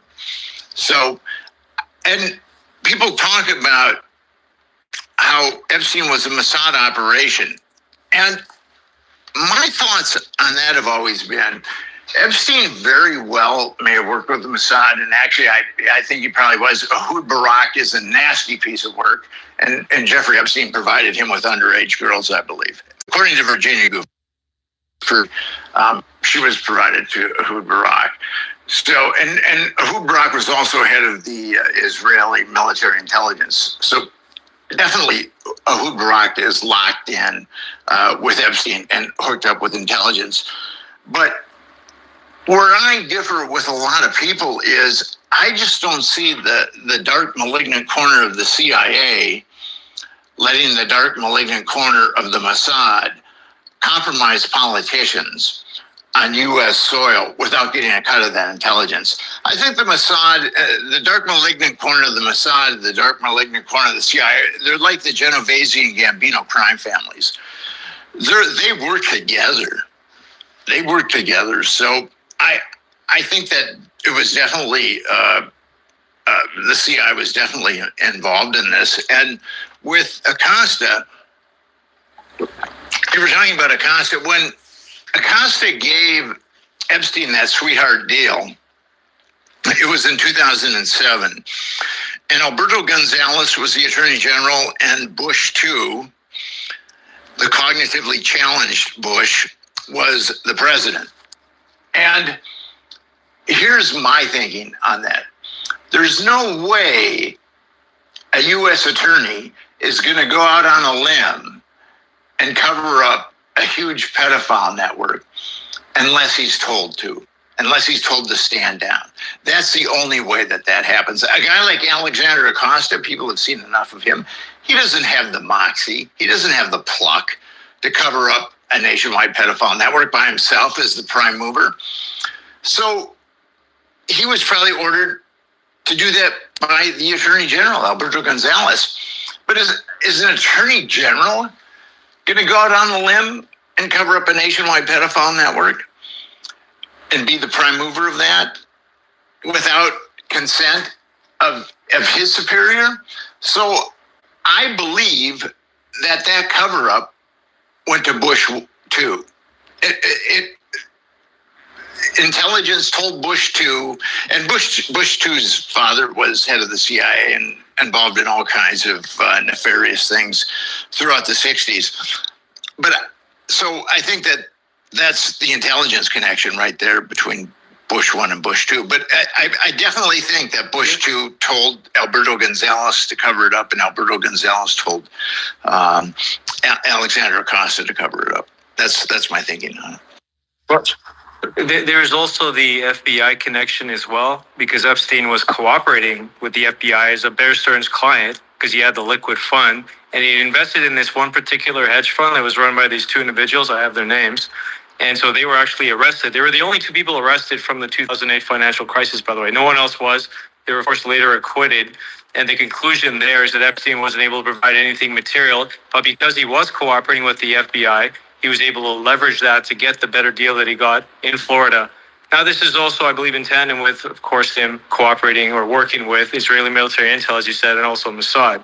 But there's the FBI angle as well, and that's why the FBI did not seek to prosecute Epstein as well. So he got a pass on the federal charges, and that's why his sentence was just limited to state. But even with state, he still got, a sweetheart deal that no human trafficker, pedophile has ever gotten in the history of the U.S. justice system or any state justice system. Sorry, go ahead. And that's true. I mean, but it was the feds that cooked up the non-prosecution agreement that gave everyone immunity.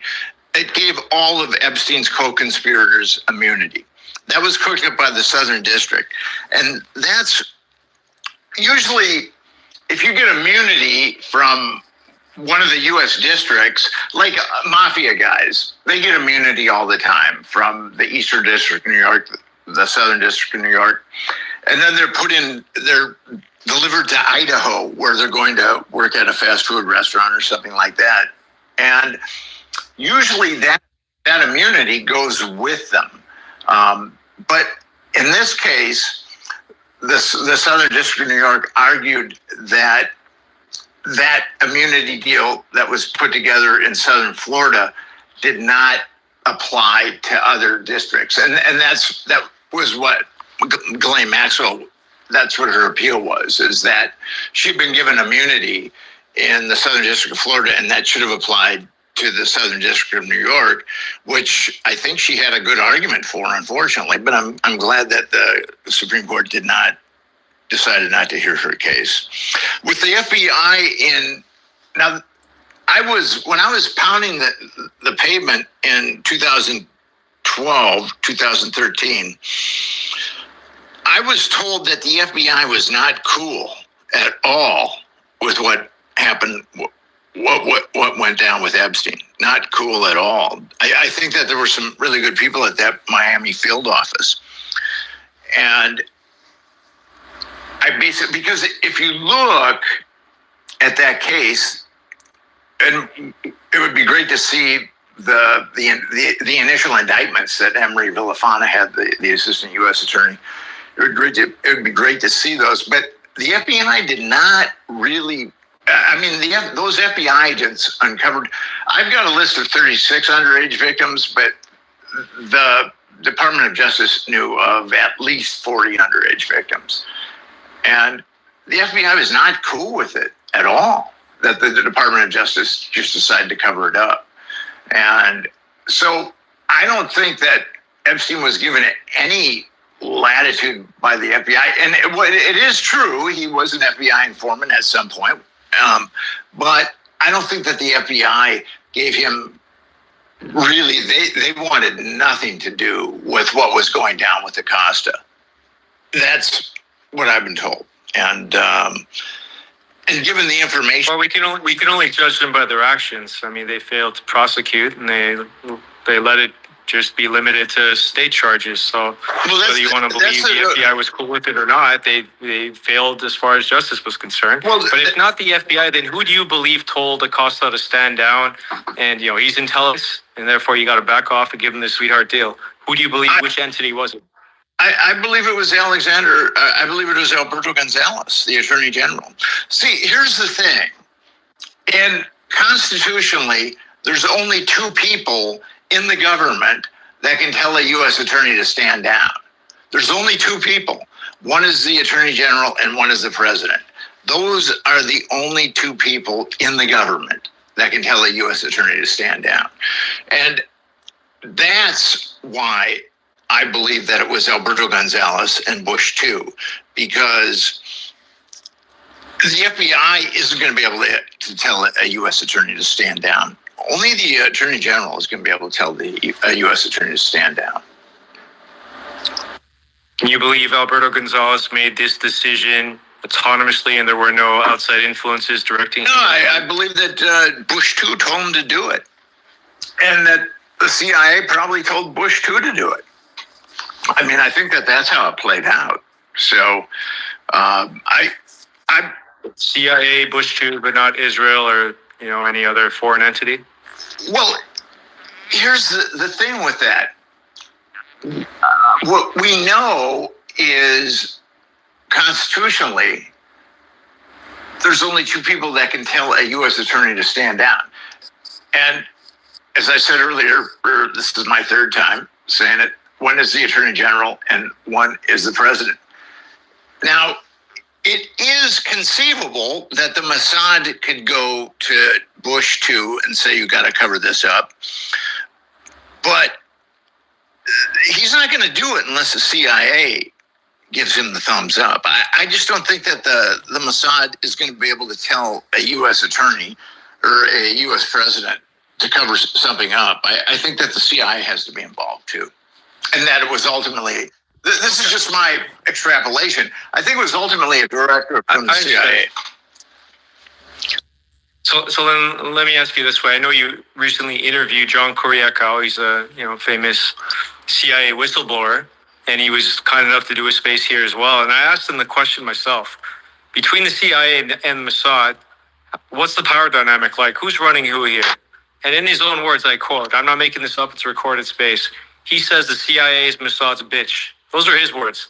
And it's, they routinely would spy on the CIA to the point where the CIA didn't even want to meet them in headquarters, and they would have to rent out a building or a conference room, et cetera, to meet. And they would play pranks on them and, just treat them very badly. And they hated dealing with them. Among other things he stated, there's lots of videos on YouTube where he cites the very tainted relationship between the CIA and Mossad. Now, I know they've worked together. I read Ari Ben Menashe's book, Prophet's War. The CIA and Mossad had a tight relationship. In addition to Israeli military intel, they were sharing in profits from illegal arms smuggling and narco trafficking, etc. I understand all that, but there is the power dynamic here. There is one that supersedes the other, and based on John Kuriakow and what I've read, it seems like Mossad has probably a little more leverage and power given the blackmail operation. And by that point, Ari Ben Menashe also stated that Bill Clinton had been blackmailed. So did Barack. So if they're capable of blackmailing presidents, and you said the buck stops with the president, what makes you think that maybe George W. Bush wasn't blackmailed himself? Epstein also had. I think Ari Ben Menashe said, I don't know if, Epstein was providing Clinton with, and when he was in the White House with women, they were older than 18. Ari Ben Menashe, I've talked to him a number of times over the years, and he told me that the Israelis took a hard look at Clinton. They didn't know anything about Clinton. Clinton had been heavily compromised even before he became president. He was heavily compromised as a governor of Arkansas. And I believe that was via the CIA. And there's been a number of books written about Clinton. They're running their drug ops through his airports in Arkansas. Yes. The Mena airport. So with that, I believe Clinton was already compromised. But the Israelis didn't know it. According to Ari Ben Menashe, the Israelis didn't know that Clinton was integral to international drug dealing and also a rapist. They did not know that. And they started to look into him because they were afraid, like with Carter, when Jimmy Carter brought Sadat and Menachem Begin together at the Camp David Accords, the Israelis were really frightened that Clinton was going to try something like that. That's why they were looking into Clinton. According to Ari, and I could be wrong, but he and I have had many conversations. The Israelis weren't aware of Clinton at all. Had no idea of how dirty he was when he became president. I'll tell you why I have a hard time believing that, and that's because it was in and around the early 80s when Rafi Aden stole the promised software. And, through Robert Maxwell's contact in California, they installed the backdoor. They'd already started spying both on America and also countries around the world. It was Robert Maxwell who was selling the software all across Eastern Europe. So, and they were also in on the, the narco trafficking ring from Central America, Nicaragua or El Salvador, where they were flying out planes to sell drugs. And this was to be able to then, of course, arm the Contra guerrillas, et cetera. The U.S. I have a hard time believing they would allow for a president, again, given how powerful the AIPAC lobby is, they do their due diligence on every single candidate to allow him to get to the point. Forget governor, for sure they're overseeing anyone who assumes governorship. I believe Ari Ben-Menashe at this point is not being honest with you. They control the U.S. politicians, and they have for many decades. With the promised software, that was developed here. That was stolen by the Hamiltons.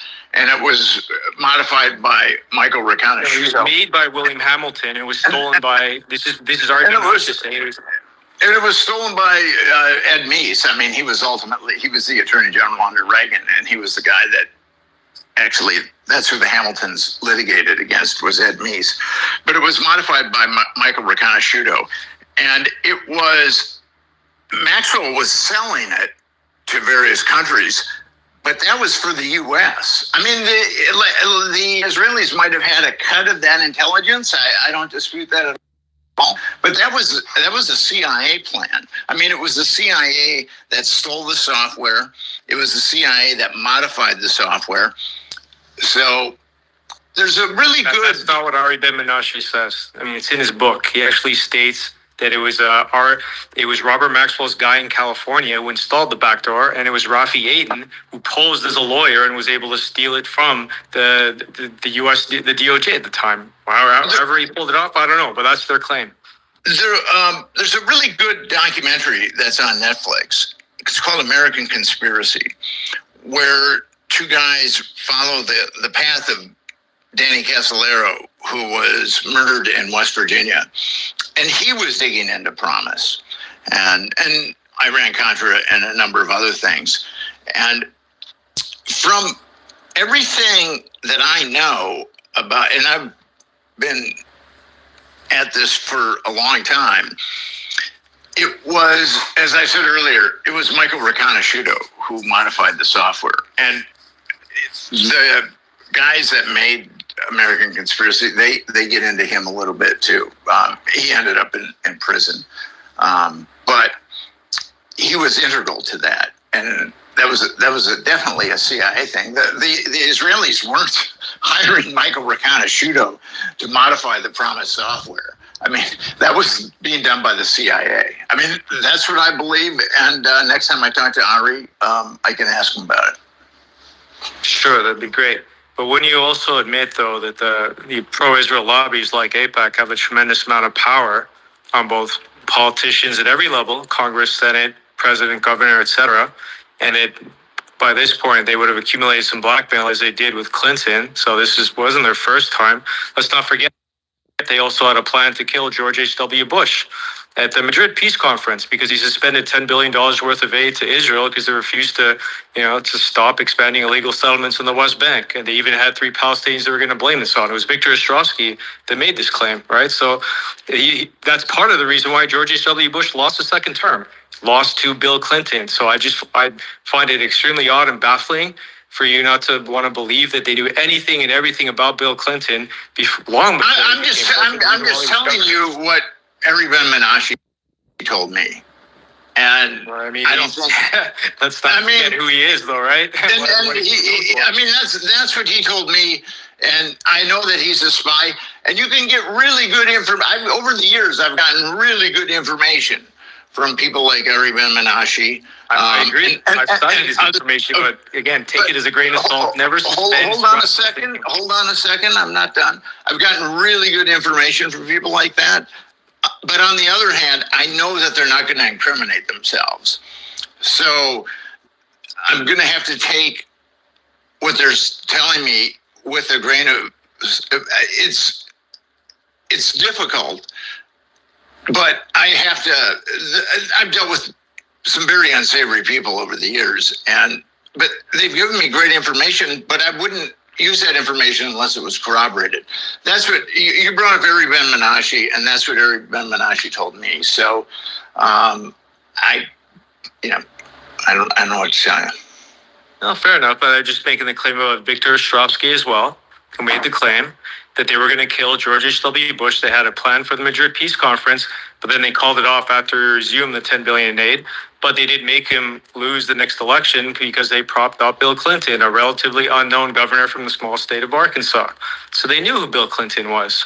And plus, it's AIPAC that essentially controls Congress. I mean, 98% of the winners of the Congress, Senate, presidency are funded by AIPAC, including, of course, Donald Trump, etc.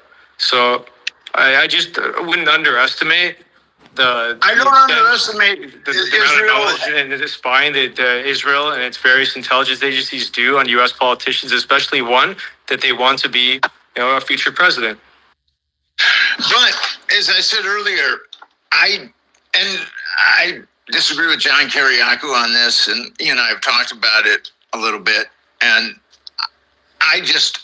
the CIA does so many dirty things. I mean, it's really beyond our comprehension of how many dirty things the CIA does. The network that I wrote about, the Franklin Network, which was a huge network. As I said earlier, it was only around for 10 years, but it was much bigger than Epstein's. And I think both networks probably destroyed about 2,000 children. But the Franklin Network went through them very quickly. That was total CIA. And okay, well, you're familiar with Alvin Krongard, right? Yeah. He was a CIA agent since '58. Became executive director, chief operating officer after 2001. It was his firm, Alex Brown, that bet against American Airlines, United Airlines stock, and made a killing, etc. And he was the one who also validated or legalized torture through waterboarding, etc., on the rendition program. After 9/11, and it was Michael Chertoff, who also consulted for the CIA. He's son of a rabbi. So you've got some, Jewish Israeli elements. And I'm not saying that within the CIA. I'm not saying that the Mossad or Israeli intelligence isn't in the mix. I'm just saying that I believe that the CIA and the Israelis, when the Mossad, are like the Gambino and the Genovese crime families. That's what I believe. And they work together when it's going to be mutually beneficial. And as I was getting to earlier, the Franklin Network, which, Epstein's almost a carbon copy of the Franklin Network. There's no Jews to be found in that network. It's purely CIA. And so that's my jumping off point. But they weren't global. It was limited to, I believe, what was it, Nebraska or something like that? No, they flew kids all around the country, man. Washington. Within the country. So this was global, Epstein's network. And he was Peter Mandelson was one of Epstein's good friends who was hanging out with him at his house, who became, a future ambassador to the U.S. But, okay, why don't we fast forward a bit to Leon Black and the deal that was made from 2012 to 17. He gave Epstein about $158 million, he claims, for tax reason, or to help him with, minimizing his taxes. He said he saved over $1 billion. He's for those who don't know, one of the founders, the CEOs of Apollo Global Management, that, is a conglomerate, a private equity firm. They own a lot of stuff. But so in 2018, they had a disagreement on payment owed, because I guess it was meant to be for 5 years, but he tried to bully Leon Black, and their claim there is that Leon Black is no pushover. He's a very well-connected guy himself, knows a lot of presidents, knows a lot of politicians. He's got a pull, and he's also connected to Israel. Do you think he might have had something to do with Epstein then getting pinched in 2019? Epstein was providing underage girls to Leon Black, so they had that relationship.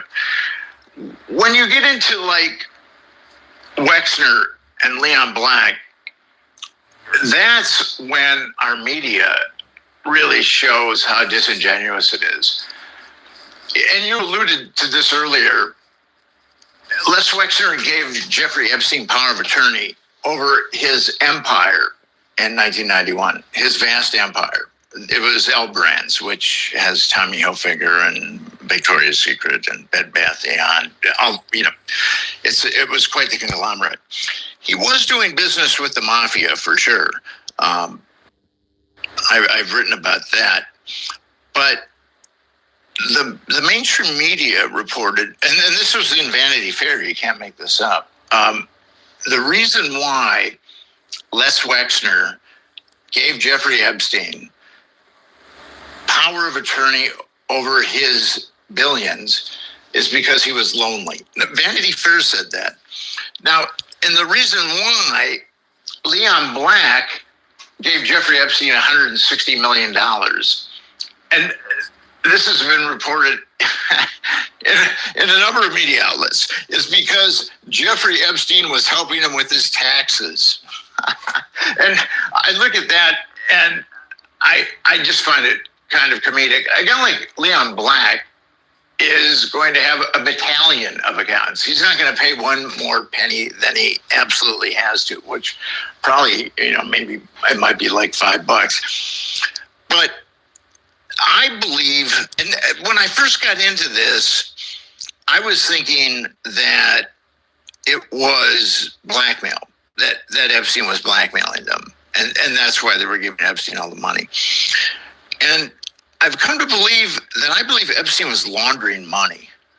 And I've come to that conclusion. And Wexner, in addition to having connections to the mafia, he opened up Rickenbacker Air Force Base for Southern Air Transport, which is a CI proprietary airline. And actually, Whitney Webb's done some really good work on that. So I believe that there is connections with Wexner and the CIA, especially with Southern Air Transport. I haven't found any connections between Leon Black and the CIA or the Mossad, for that matter. But again, they could be there. I mean, I just haven't found them. Okay, well, Southern Air Transport was, again, running its planes through into Arkansas from Central America, when Clinton was governor. So you really think they'd be running their planes in without knowing who the governor was and making sure he got his kickback, with his wife being who he was too? Oh, absolutely. I think they knew Clinton very well. Mossad would have also known Clinton very well. They're not going to let a loose cannon or an unknown become president, because they control who becomes president, I believe. And if there's a problem, then they'll try to kill him. Why did Jimmy Carter become president? That's a good question. Then he didn't last, did he? He only lasted one term. No, but I mean, I don't look at believe you and I are going to have to agree to disagree. I'm not saying that the AIPAC and the Mossad don't have a lot of sway in the United States, but I don't think it's a one-way street. I think it's a two-way street, and you want to keep going along the one-way street, and I want to keep going along. Nick, to play just unbiased party here, and I say that tongue in cheek, can you give a couple bullets in cases where the CIA or the American intelligence agencies worked in a way that was contrary to, or not in alignment with Israel?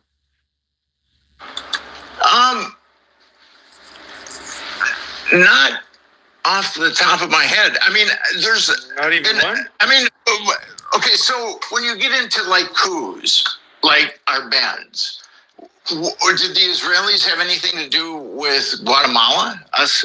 Well, who was in Guatemala at the time, actually running United Fruit? Wasn't it Leon Black's dad, Eli Black, that had his conglomerate there, and they were literally installing stooges there so they could exploit the country. And then they, of course, were using Guatemala as a base for human trafficking as well. So I find Chile. I mentioned Guatemala, Chile as well, and also they did it. How is us putting Pinochet in Chile? How does that help the Israelis? They had labs there for the chemical weapons. I mean, they were using when they got rid of Salvatore Allende and then installed Pinochet, the dictator who lasted in power for like 4 decades. Was he unfriendly to Israel? But is there a direct benefit that Israel had because of Pinochet?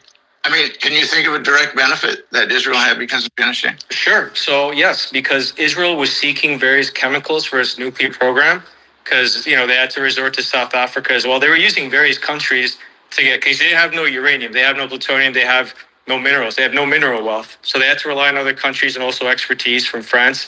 And they got a little bit of help from USSR at times. They got help from various countries, but they got a lot of help within Central America, which is blessed with natural resources. So yeah, they were actually able to make deals. And Ari Ben Menashe was the guy that was making some of these deals. You can ask him in various in Chile as well. Nicaragua. I mean, Nicaragua, they were using for drug trafficking. So they were making what's his name? Who? I mean, the CIA was using Nicaragua. They worked together there. But I'm trying to say that. Well, that's what I'm trying to say is that they do work together. Okay, but the CIA has never run counter to a Mossad operation. It's worked in tandem with them at times. But if there were times when it wasn't beneficial to, say, American interests, they would still go along with what the Mossad or Israel wanted, because I believe they're beholden to them. You've got Costa Rica, you've got Albania, you've got Burma. I mean, Iran, definitely. That was auspicious for the Israelis. I mean, you already know that who was providing Iran with what was literally already been South Vietnam, I mean, Cambodia. I don't see it. Yeah, the Golden Triangle, and it was Henry Kissinger that was overseeing that. He was another staunch Zionist. He was overseeing that. I mean, Chiang Kai-shek was the drug trade. Oh, you want to go to Chiang Kai? Okay. Well, who's the one who brought communism into China in the first place? Do you want to get into Grigory Voitinsky and Israel Epstein? So once again, there's Jews there from the USSR. They brought in communism into China in the first place and created that division and split within China. And then you had Mao's Great Leap Forward, killed 40 million people. Chiang Kai-shek, of course, escaped to Hong Kong. I guess that. Indonesia, what do the Israelis want to do with Indonesia? Indonesia is already friendly to Israel. I mean, Suharto was friendly to Israel as well. I mean, and Bolivia, and Ethiopia, and Angola. I mean, I just don't. These countries have been devastated or had regime changes at one point or another in the 1980s, etc. But if you notice the pattern, though, it was mainly after World War II, once Israel was established. So, I mean, it had to be established. Well, I mean, I have a video where Harry Truman says that I had to give up, I had to agree to this two-state. In fact, the Israelis then, the Zionist gangs then, whether it was, of course, Lehi Stern gang, Haganah, Irgun, etc., they would have killed him. They sent letter bombs to try to kill him when he initially didn't want to accept the state of Israel. So he was forced into it. His life was on the line. So from that point onwards, Argentina, Afghanistan. I mean, Argentina's been a debt slave for 200 years, for 80 years.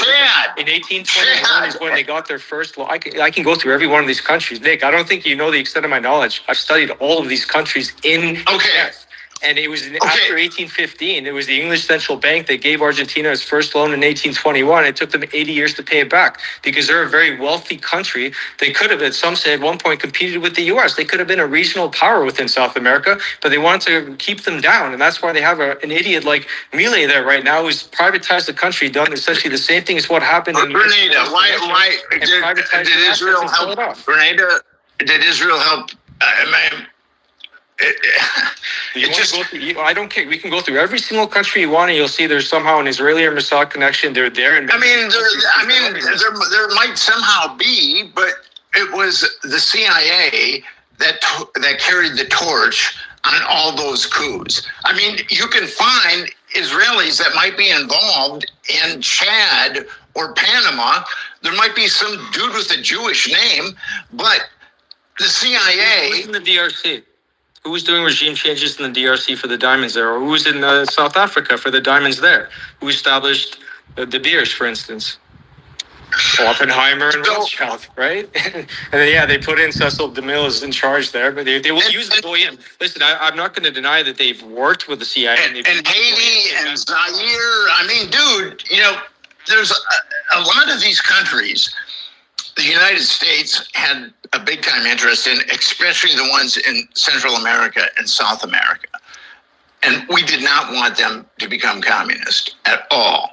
So it was the CIA. I mean, and you can say that there were Jews connected to it, or was it maybe a Mossad guy here or there? Who was running communism? Who was in charge of the USSR? Who brought communism to the USSR? Weren't they? I mean, wasn't Trotsky a Jew? But I mean, you can say you can say Trotsky, you can say Marx. You're looking at this is very Israeli centric, and no, I'm Jewish centric actually. No, before there was Israel, the Jews were the USSR was established before Israel. Jewish centric, and I think that they work together. I don't think in all the coups that I've just talked about, I think that the CIA absolutely carried the torch for most of the coups does Israel assume America's liability for debt, or does America assume Israel's liability for the debt that they issue?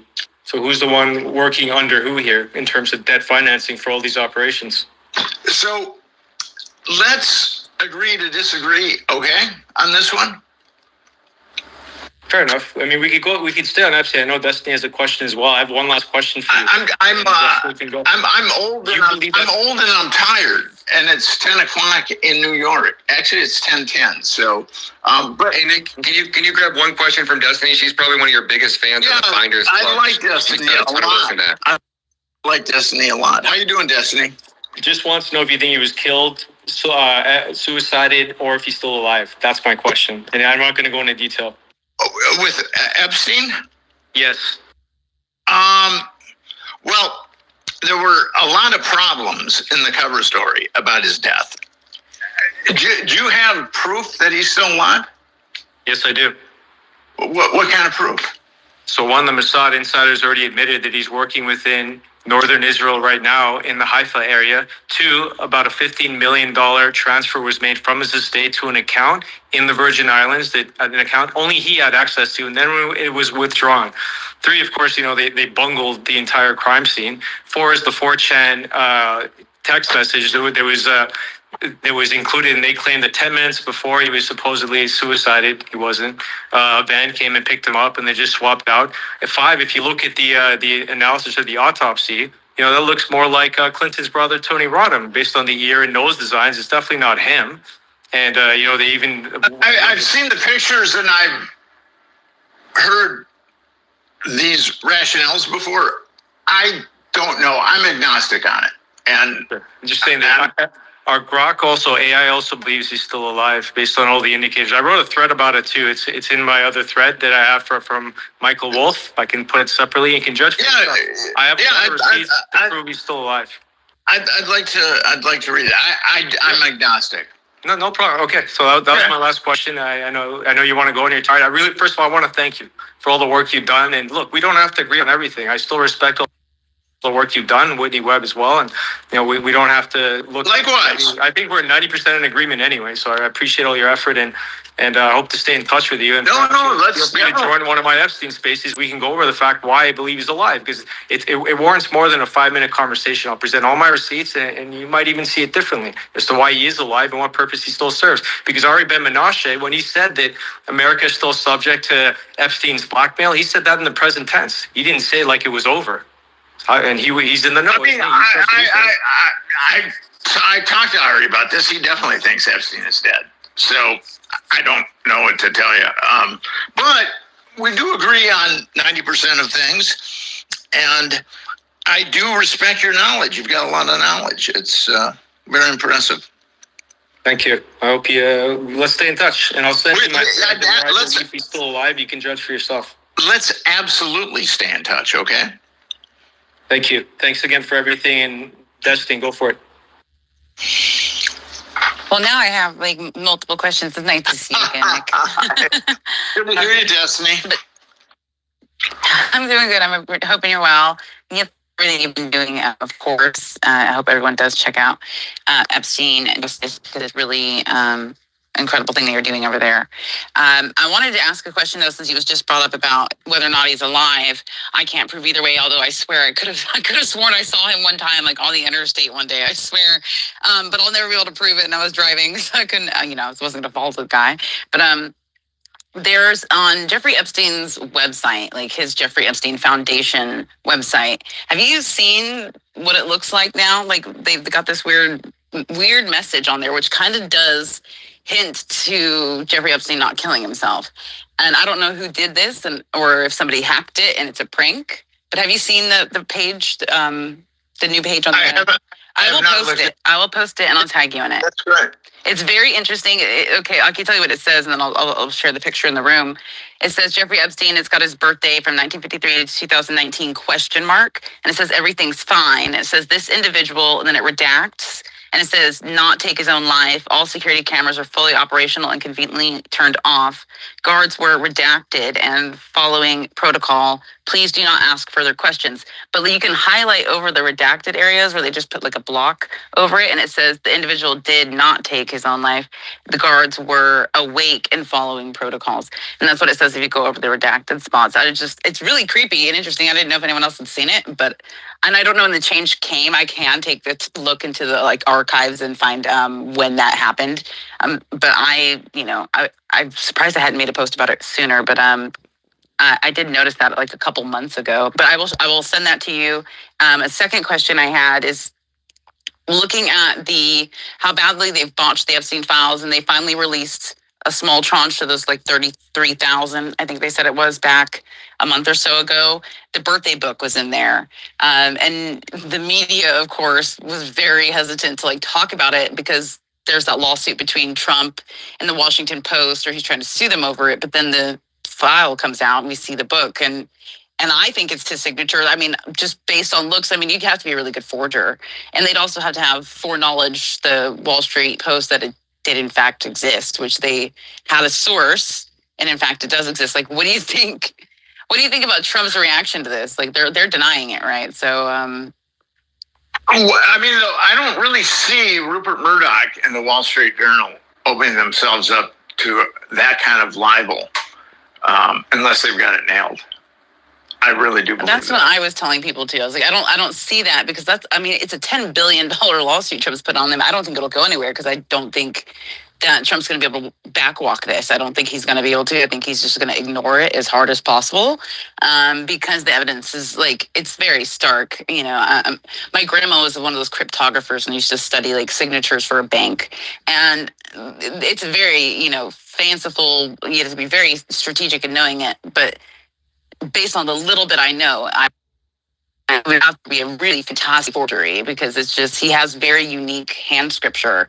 So that's just my personal opinion on it. And it was something Truth said about Lord Peter Mendelsohn, the guy who was just fired from being United States ambassador. You brought that up right in the discussion of the Franklin scandal. And am I understanding, was he involved in the Franklin scandal? Because I had never heard this. No, not that I know of. Oh, okay. So I was just confused then, because it was at this time we're talking Franklin, and then it was brought up, and I was wait, did I not know that? Okay, okay. I was just making that assumption then, because the conversation went sideways. I know of no, and again, I'm not omniscient, but I don't know of any foreigners that were compromised in the Franklin scandal. It's very likely that there could have been, but I'm not aware of any. Mostly American politicians and media people. Okay, well, who's blackmailing J. Edgar Hoover? I believe that was the mafia, and you could say Meyer Lansky, who's Jewish, but I think Correct. that it was kind of. Or Roy Cohn, isn't he Jewish? Wasn't he the one who actually was able to get the pictures? Wasn't he actually operating out of what would later be Trump Plaza? It was at the Plaza at the time. He even had a suite that he used to throw parties to blackmail politicians and officials with, and then Meyer Lansky as well. I do believe that, but Meyer Lansky came before Roy Cohn. So I think that Meyer Lansky definitely had the drop on Roy Cohn when it came to pictures of J. Edgar Hoover in red dresses. Yeah, for that reason, they kind of took their eye off the ball when it came to the mafia. When you say Roy Cohn actually represented the heads of the 5 families in New York. So who was defending the mafia, enabling them? Well, it was very lucrative for Roy Cohn to defend the upper echelon of the mafia. It was, they have a lot of money and they do a lot of litigation. But yes, I do believe absolutely that Roy Cohn was part of a blackmail operation, and I do believe that it was primarily underage boys. I mean, that's what my sources tell me, and so I don't have a problem with that. But I also believe that it was Meyer Lansky that was blackmailing J. Edgar Hoover and Clyde, and his wife Clyde Tolson. Yeah, I mean, when you say mafia, people just think the Italian mafia, but there's an extensive kosher Jewish mafia in America that's been around for well over a century. I mean, you're familiar with who Arnold Rothstein is, I assume, the guy that was famous for fixing the 1919 World Series. I'm very familiar with Arnold Rothstein, and the Jewish mafia and the Italian mafia worked very well together.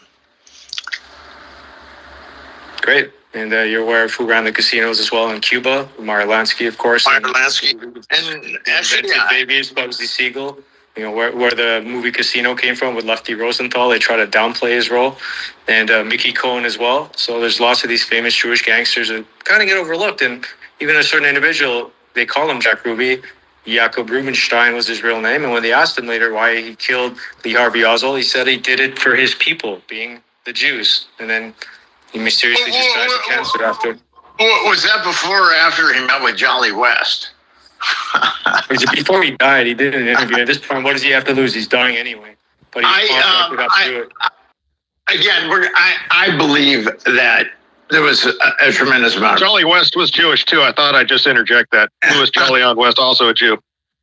What about Sam Bloom that had a benign birth as well? Wasn't he Jewish? He was the one that facilitated the invite for JFK to come to Dallas in the first place, and also enabled for the interaction to happen between Lee Harvey Oswald and you call him Jack Ruby, Jacob Rubenstein. Now there we're going to have to really disagree, because I believe that JFK was strictly a CIA thing, and Just CIA, really? Okay, let's see. What were some of JFK's policies? Wasn't he looking to first register the American Zionist Council with FARA? Wasn't he looking to divert back to a silverback dollar as well? Wasn't he looking to also inspect the NUMEC? Well, no, NUMEC, they already knew they were stealing uranium. But here's the thing. But wasn't he looking to inspect the Dimona reactor and humiliated David Ben-Gurion, who then had to resign his position? And Jews aren't exactly known for being forgiving after they've been humiliated, right? So, well, he humiliated. A lot of motive to want to get rid of JFK. He humiliated the CIA. And why did he humiliate the CIA? Because he humiliated them by not sending any kind of air cover into the Bay of Pigs. I mean, they were really counting on that, and he didn't do that. And I believe that ultimately that operation that was going to be turned on Castro ultimately got turned on JFK. And he had fired Alan Dulles, and he was going to, and some other top members of the CIA. And Alan Dulles was like a god in the CIA. I mean, he's a malignant. He's about as malignant as they come. But JFK did fire him, and he talked about he was so pissed off about the Bay of Pigs because it was it just backfired on him, that he was going to, as he said, break the CIA into a million pieces. And he was also going to pull us out of Vietnam too. So I believe that the CIA had just a tremendous amount of motivation to kill JFK, and much more so than the Israelis, especially after. How was LBJ towards Israel? Would you say he was more pro-Israel than JFK was?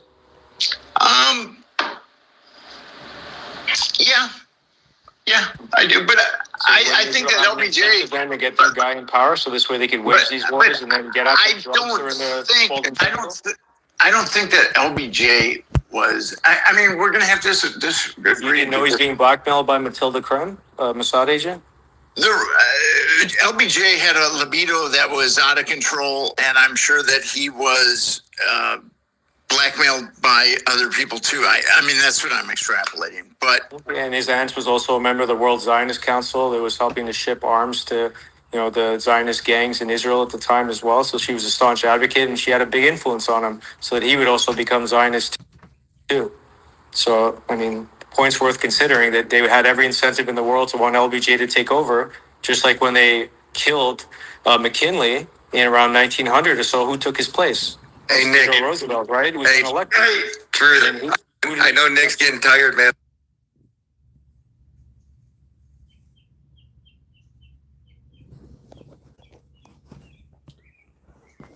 Hello.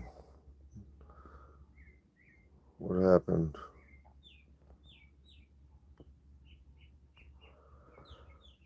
Oh, Lord. This thing's being retarded. 23:49. Alright, we've been doing this shit for 2.5 hours anyway.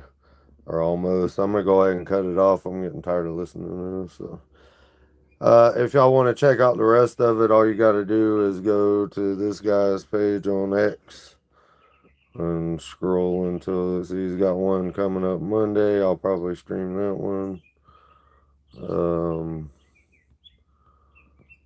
It'll look like, where's it?